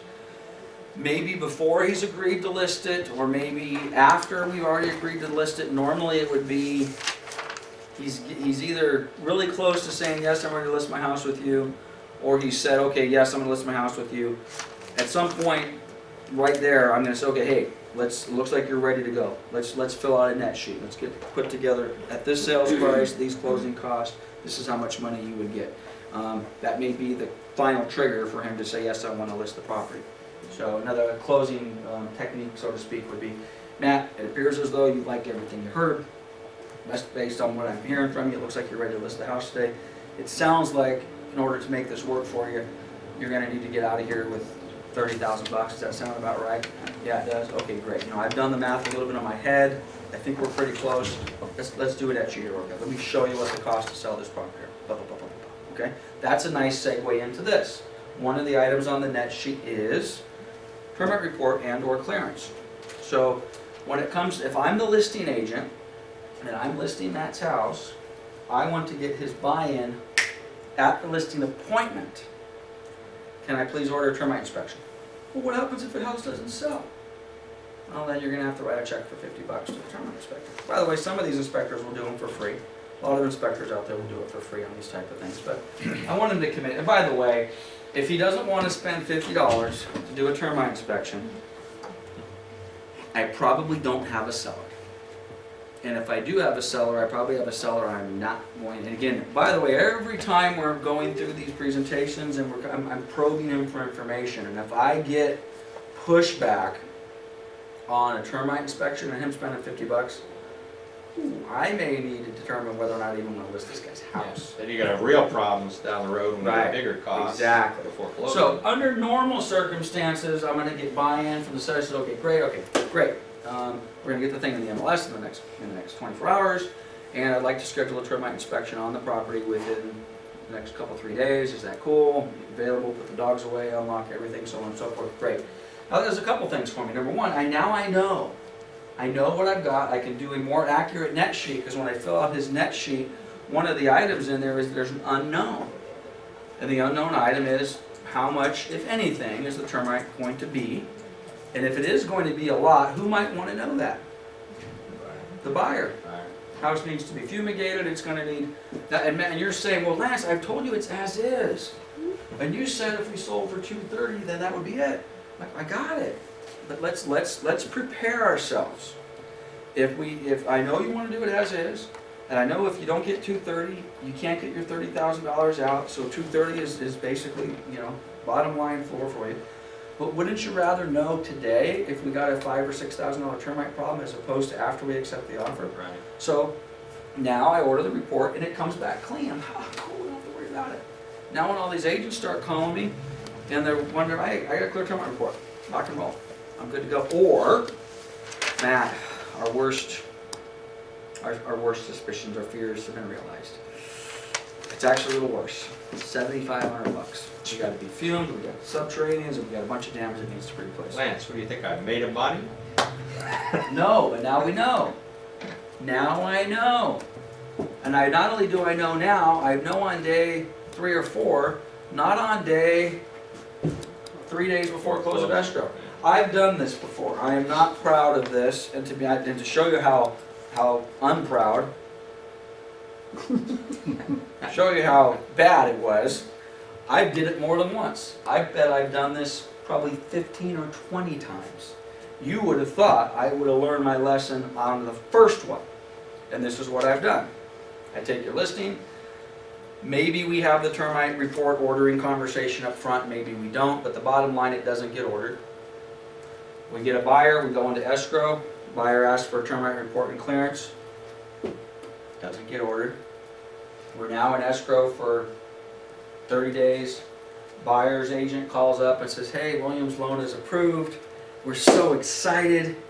We're gonna draw docs this week and we're gonna try to close on Friday. Lance, I was going through the file. It looks like the only thing we're missing is a copy of the clear termite report. Oh, yeah, we are. We are missing that, aren't we? Yeah. And it's Christmas.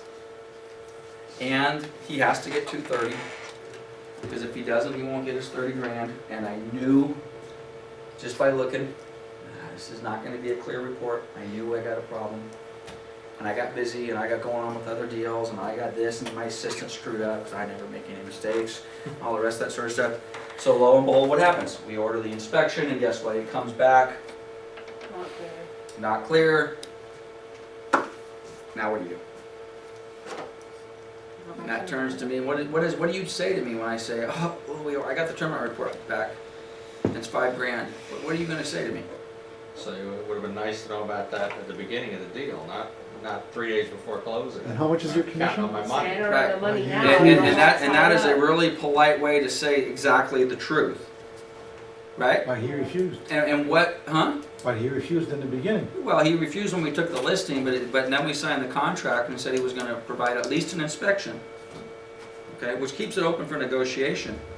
But how do I respond to that very calm, cool, rational reply?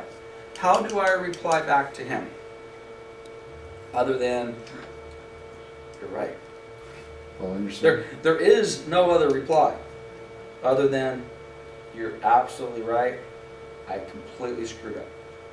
This thing should have been, I know we talked about ordering it at the listing and you said, let's wait till we get under contract. Well, we've been under contract for 30 days and you're right, it's 3 days before close of escrow. We've got a $5,000 problem, which by the way, 45 days earlier when he told me he had to get this price and he had to get 30,000 and he had to get that. And I'm like, I get it, but let's take care of this. At least I have the ability to have the discussion with him.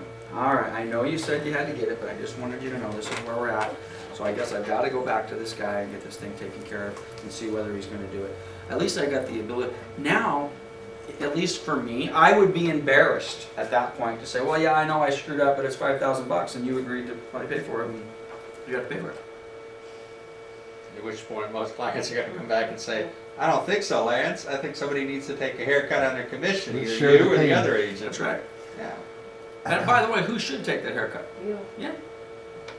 Now, again, I will put a little bit of responsibility, a little bit, on the buyer's agent, saying, hey, buddy, you said you were gonna get us a copy of all the reports, including termite report, within 10 days of acceptance. And I'm like, hey, you didn't, how come you didn't remind me? It wasn't their Doesn't that sound- responsibility to get it done in the first place. Doesn't that sound great? Well, Sounds Mr. great. Williams' agent, you should have reminded me Yeah. to do my job, right? Uh, I gotta tell You you, have it to do really, everyone's job. those type of circumstances though, will really separate the great agents from the not so great agents. I mean, their job Because- is your job. Of course, well it is, but this is the deal, I would never, and I would suggest that none of you ever, when we make a mistake, own it. And I don't care if it's a $5,000 mistake and your commission's only $3,000. So that's where this really gets hairy. It's easy to own a $50 mistake. Oh yeah, no problem, a $50 mistake. It's a little harder to own a mistake that is the equivalent or more than your entire commission. Like a whopper. How are you gonna own that? And you don't have the money. If you don't close that escrow on Tuesday, I mean, you needed that to make the house payment, the car payment, and buy top ramen. And you needed, you promised Mama that check was coming. And now you screwed up. So what do? Now, it says in the contract, you're responsible for this. And I've done, hey, you should have reminded me, and you need to pay for half of it. Unprofessional. In my opinion, unethical. That happens all the time. Now, if money was not an object, if it was a $50 deal, as opposed to a $5,000 deal, and by the way, there's some stupid agents that will grind their clients for $50. But bottom line is, you gotta own it. And one thing that Steve and I will always have your back, if you get yourself into a sticky situation on a contract, and things are going sideways, and clients are being unreasonable, and agents are being nasty, and people are threatening litigation and lawsuits and all the rest of that, I always have your back. Steve will always have your back. Yep. But if you made a mistake, we're owning it. Having your back does not mean I'm going to go screw the client because Or cover up the agent's mess. or God forbid cover up the agent's mess. That is not having your back. So in this business, I've used. Yeah, we have a little time. And let me veer off of the termite report, and I'll give you a little bit of a real life. Who's heard my heights of exhilaration to the depths of despair story before? That's the only one. Okay, you can check out for about 3 minutes. Okay? Sorry, I'd like to hear it. One of the things about this business that will absolutely drive you mad, and that's not just this business, but it certainly applies to this business, and I think all of us in our daily lives experience this at one point or the other. But in this business, it is so easy to go from the heights of exhilaration, which basically is, I am on top of the world. I have never felt better in my entire life. I just sold this house. I just cashed this big commission check. I'm taking it home to Mama, and we're going on the cruise, and I feel great. Heights of exhilaration. The opposite of that, I refer to as the depths of despair. And the depths of despair are exactly the opposite of that.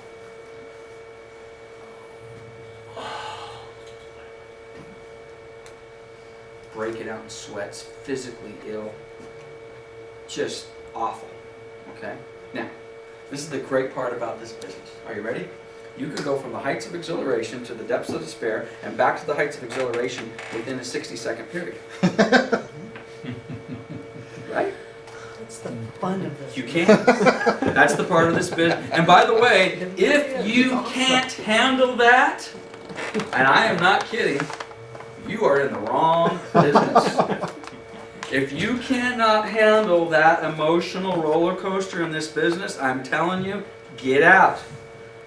So if your personality, and I know some of you better than others, but certainly a few new people in here, I don't know you guys all that well. If that is not in your makeup, go get a job. Real job. Which we refer to this is not a real job.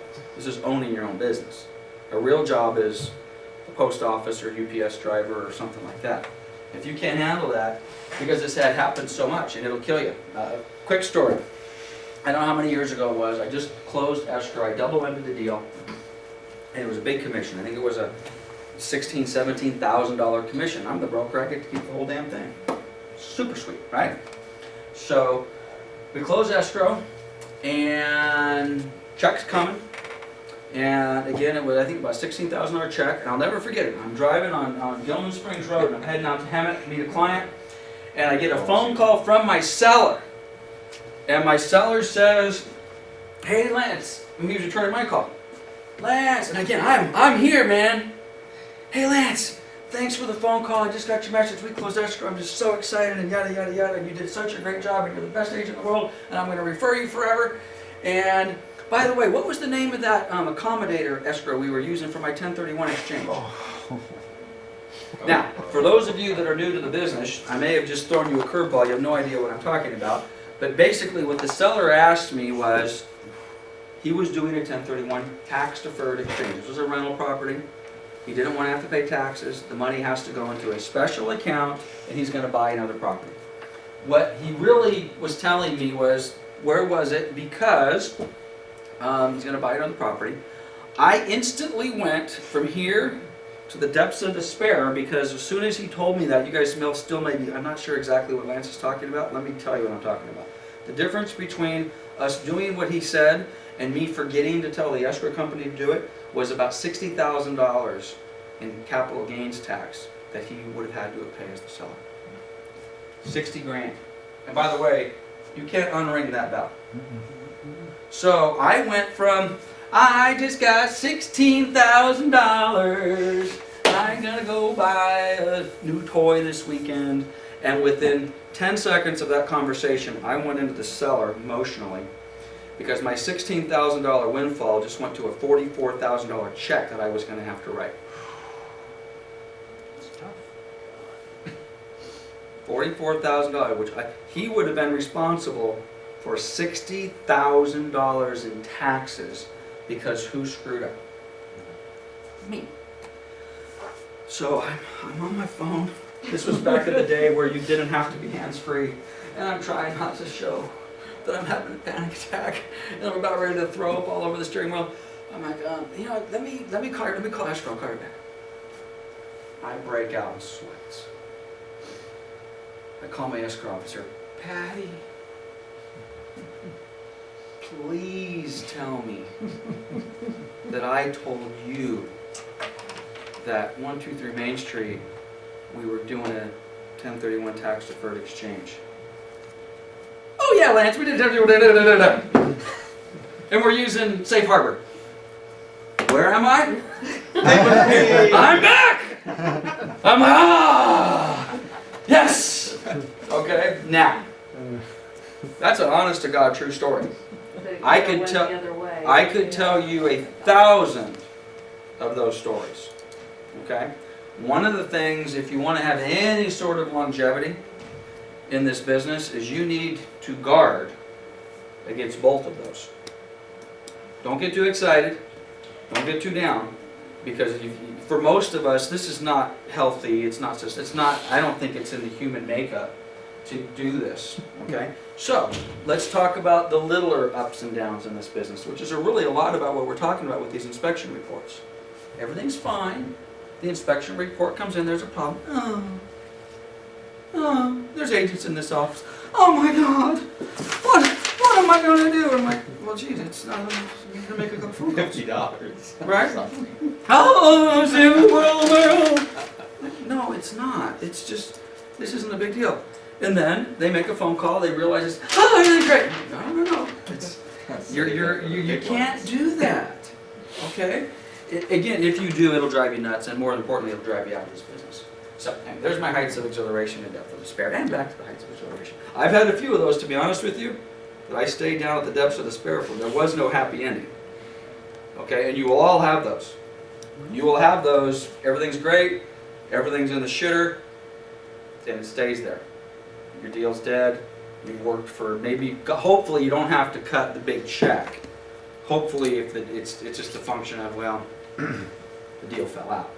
It happens. If your fallout ratio is, even if your fallout ratio is only 10 or 15%, which isn't terrible. I mean, that's one and a half out of every 10 deals falls out. That can be tough. And by the way, it's not just you, it's you. Because now part of the anxiety is I gotta go back to my client and tell them, because I screwed up, I've created a problem for you as well. Anyway, all right, let's go back and do some termite reports. We're gonna, what time does it say, 2 to 5?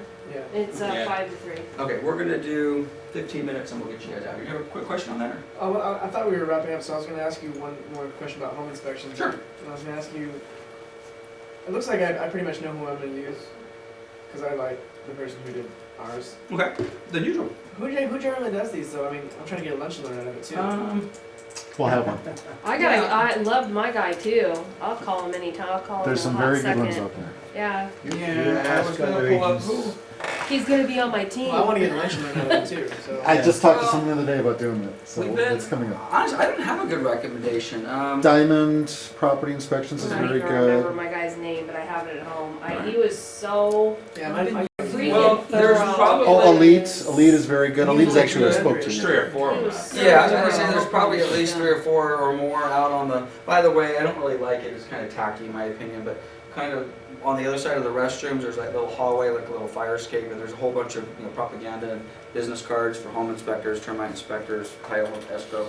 There's probably several of them over there. We'll get a couple of, by the way, this is gonna sound terrible saying that, just because there are cards over there, doesn't mean they're blessed by us. Right. Because someone could have come in today and just put a stack of cards I don't even know about. But Okay? you I get said, cards I every day remember on my something desk. you said, don't ever, like, we're not supposed to really recommend Sure. people, but like. No, we do it all the time. I was gonna say, when my agent helped me buy my house, she's like, well, you're gonna want a home inspection, I'm like, Right. and the first thing I say is, do you have anybody you recommend? Right. And she's like, I have a guy. Right, of course. He's really great. I'm like, Yeah, that's what fine, we do all the sign him time. up, you Right. know? We do it all the time. In theory, in a perfect world, which we don't live in, oh, I don't recommend any of them, but here's 3 names and call one of those 3. In a less than perfect world, hey, there's a few people we've used. I always use Joe. Use Joe. Now the challenge with that is easy. Joe goes sideways, you get a bad inspection, now there's litigation, and you turn to me and you sue me and say, well, the reason I use Joe is because Lance said use Joe. It happens. Don't let that paralyze you, you guys. I've recommended, and again, I can't believe I'm going to say this out loud, but what the hell? I've recommended escrow, title, mortgage, termite, every possible vendor you could possibly think of for my entire career. I've never had litigation over a company that I recommended. Never. And not just me, we've never had any litigation out of any of our offices or any of our agents because William's getting sued and therefore I'm getting sued because William said use ABC Termite Company. Well, and also, like, my agent did something good, like, we wanted to have some painting done, and I'm like, Yep. oh, I don't, and my agent, I'm like, you know what, you deal with houses all the time, do you know a good painter? She's like, yeah, I have a guy, but she's like, you know what, you go get a couple of estimates. You Yeah. know, don't just, Of you course. know, but we wound up using him anyway Yeah. after you. Of course. got the Well, estimate. let's face it. We recommend people, like for example, my flavor of the year for termite inspectors is Canyon Termite. Dennis does a great job. I have no problem recommending Dennis at Canyon Termite. He's done almost all of our termite inspections in this office, or at least for me, for the last couple of years. Okay? No problem with that. And so- he was the agent, like, you set the appointments up for the people? normally. I mean, when you were, Normally. because you were just saying, oh, here's a couple of people, give them a call, like, she set I up. wouldn't do that with a home inspection. I wouldn't do that with a She home set the inspection. home inspection up for us. The agent, yeah. Yeah. I would not say, here's 3 people, call them and let me know how it goes. No, That's- she that's just said, I not have doing our job. somebody, let me set it, and I'm like, okay, go with them, and she's like, okay, I'll set it up. Yep. And We call me. would normally set up all of those type of inspections. Okay, Termite, home warranty, roof, septic, whatever it happens to be, that's normally done through the agent. I okay. want to bring us back real quick. Okay, term inspection, non-disclosure, and home inspection. Boom, boom, boom. Which of these, in which order, when should it happen? I would order the termite inspection as soon as you take the You listing. got that. If you're representing the buyer, which by the way, that's not norm, that's best practice, but again, guys, whenever I say best practice, there's 2% of the agents that do best practice, okay? If you're representing the buyer, per the contract, you've got to provide these disclosures, what, 7 days? 7 days, 10 days, 7 days? So I'm gonna turn to the listing agent and say, hey Karen, can I count on you to get me the termite report as quickly as possible? And then on day 7, I need something on my computer that says, hey, I haven't gotten these things, all right? So the natural hazard disclosure report is normally ordered through escrow. Again, 7-day window. Is it 7 or 10? I'm drawing blank on that. I think it's 7. 7. I think it is 7. There's 7 So- and there's 17. so it's- 17 usually applies to the so- seller. 17 is days is the inspection. contingencies, Yeah, those are the contingencies, but those initial disclosure reports, which these are disclosure reports, like same thing with the preliminary title report. They all should be, if you're not normally gonna order a natural hazard disclosure or a preliminary title report or a home inspection, well, you could. This is the problem with ordering, if I'm Matt and I'm saying, hey, let's get a home inspection report. The house isn't even listed yet. So you say, okay, great. We get a home inspection. I got ABC home inspection report, and now I turn to all the agents and the buyers and say, oh, by the way, here's your home inspection report. Some of them will say, well, that's nice. Others will say, oh, yeah, but you used ABC company. Or maybe the buyer will say, well, I don't know, you think we should get our own? Can we trust this guy? Is this a good home inspector? So you don't normally order those in advance. But as a general guideline, You want all of those in your hand as those agents, as close to the opening of escrow as possible. Preferably, I want the termite in advance. And, by the way, we haven't even talked about septic or well. If this house has a septic or this house has a well, man, right there with the termite. I want to order a septic certification and pumping now. Let's order a well certification now. That's, we haven't even listed it yet. Maybe the buyer won't want that, I know. But I can guarantee you 99% of them will. Okay? So we can get that stuff in advance. But that means sellers, now we're talking a little bit more money. One thing for the seller to write a $50 check for a termite report. A septic inspection, $450. That doesn't mean it's certified. Could be other costs, could be $5,000 to fix it. Same thing with a well. A well inspection, $400 or $500. That doesn't necessarily mean it's certified. Could be in thousands depending on what's wrong with it. But that's also a good one to get ordered early, because that's also another potential landmine that if Absolutely. it's done late in the process, Yep. can blow the whole deal. Yeah, Debbie was Repairs are involved. expensive. Debbie, that deal that you did with Anna, wasn't it a septic tank behind the patio or something like that?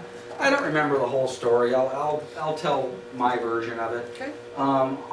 There was a house that had a septic, and it seemed as though I'd spent weeks. The escrow had offer had been accepted, escrow had been open, and we're just going round and round for weeks about ordering the inspection.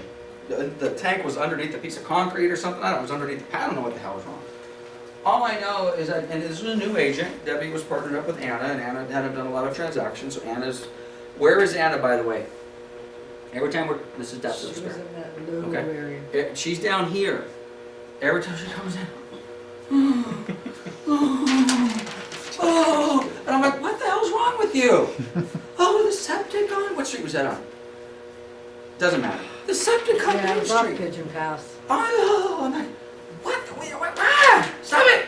You know, now, what should have happened at the listing appointment, and by the way, being a salesperson and a good real estate agent does not mean you give your client everything they want. Okay, it's kind of like your kid. You know, I don't want to go to bed. The best thing for you to do is to go to bed. Okay? I know you don't want to order the septic inspection right now. Man, I got it. But I'm telling you, we need to sell this property. I've been doing this a long time. Every buyer is going to want it. If it's going to get financed, most of the lenders are going to want it. You've said you already told me there's a problem. You think it's located underneath this patio slabs. You idiot. Why'd you pour the slab on top of where the septic tank is? It's a problem. You can't do that. I understand that you don't want to go to bed, but you need to go to bed. In other words, I understand that you don't want to order the septic inspection, but you need to order the septic inspection. And by the way, are you sitting down? Cost of the inspection's about $400 or $500. That assumes everything is fine. If there's a problem, it could be, based upon my experience, Several thousand. it could be So several then you have to bring thousand. somebody to fix it to get it certified? Yeah, well, Okay. this is the process with the certification. They come out, they pull the lid off, they pump it out, they run the water, they fill it up. If within a certain period of time the septic tank leaches out into the area, it's certified. If the septic tank fills up and it doesn't leach out within whatever the specified period of time is, it's not certified. Which means you've got a problem with your leach field, which means you gotta run lines, which could be thousands or tens of thousands of dollars, okay? So, but the larger point is, at the listing appointment, before I've wasted all my time, I'm doing my job and I'm educating my seller and I'm letting him know we need to get this taken care of. And quite honestly, if he's not gonna do it, I'm not taking that listing. Well, it's in his best interest to It get is, but his some, house sold. a lot of people do things outside of their own interest. But again, this is the hard part. This is where you have to make the decision. The decision I would make, in most cases, would be, okay, but I really appreciate you're a nice guy, it's unfortunate we can't work together, but this is an interview. By the way, we talk about this a little bit more in the listing presentation. And I haven't gone out on many real listing presentations in a while, but back in the day when I was sitting across the kitchen table with real sellers, I would say, well, this is an interview process. But what you need to understand, this is an interview process going both ways. You're interviewing Lance at Coldwell Banker Town Country to see if I'm the right agent for you, somebody who can help you achieve your goals of getting the house sold at the highest price in the shortest period of time. But by the way, I'm interviewing you as well. And you know what, buddy? based upon this little septic exchange, you failed. You failed my interview. What are you saying, Lance? No, I don't think we're the right fit. I appreciate your time and your effort, and here's my card, and gather up my stuff. What are you doing? I'm leaving.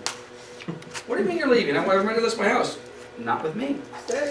Why? Well, this is important.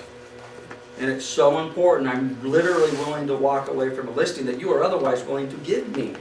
But I'm telling you, buddy, I feel that strongly about it. You need to commit to this tonight. Now, if he's still, and now the heartbreaking part is you walk away from the listing, some schmuck comes and lists the property, does exactly what he wants.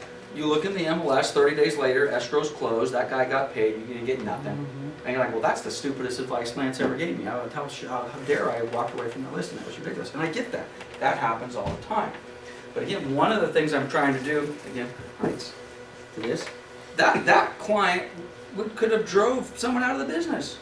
All because, and by the way, ultimately, they did ultimately do it, and they did ultimately close the escrow, right? Yes. I have no idea how many years that took off of Anna's life.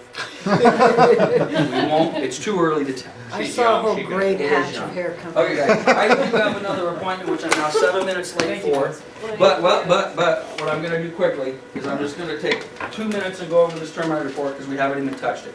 We'll tie the termite report in, at the end of next week's class, maybe we'll take 5 minutes and go through this. Bottom line with the termite reports is you need to order them early, okay? And you do need to understand the difference of the different types of problems that you're gonna run into on the termites, okay? Basically, in our area, we have 3 possible problems that are gonna, which by the way, it doesn't say termite report anywhere on here. This is a wood destroying pest and organism inspection report. A wood destroying pest could be a termite, could be a carpenter ant, could be fungus, okay, mold, that sort of stuff. So what they're inspecting for, and again, these are the 3 different types of challenges you're going to run into on these reports. Number 1, you got termites, okay? Drywood termites live in the house, those are the type you tent for. We'll do a whole different class on that. Subterranean termites live in the ground. You don't tent for those. The soil gets treated, okay? So you got drywood termites living inside the structure, tents. Subterranean termites live in the ground, soil treatment, and then the third is fungus and dry rot. We've all probably seen, you go out to your house or your neighbor's house and you see up in the patio cover and it just kind of, the wood's kind of rotted and deteriorated. Well, that has to be fixed. Well, it's not termites. That's why, again, I've said this 100 times today, you've got to order termite inspection. It's not the proper term. It's not a term, it is a wood destroying pest and organism. Aren't inspection. the subterraneans the most damaging?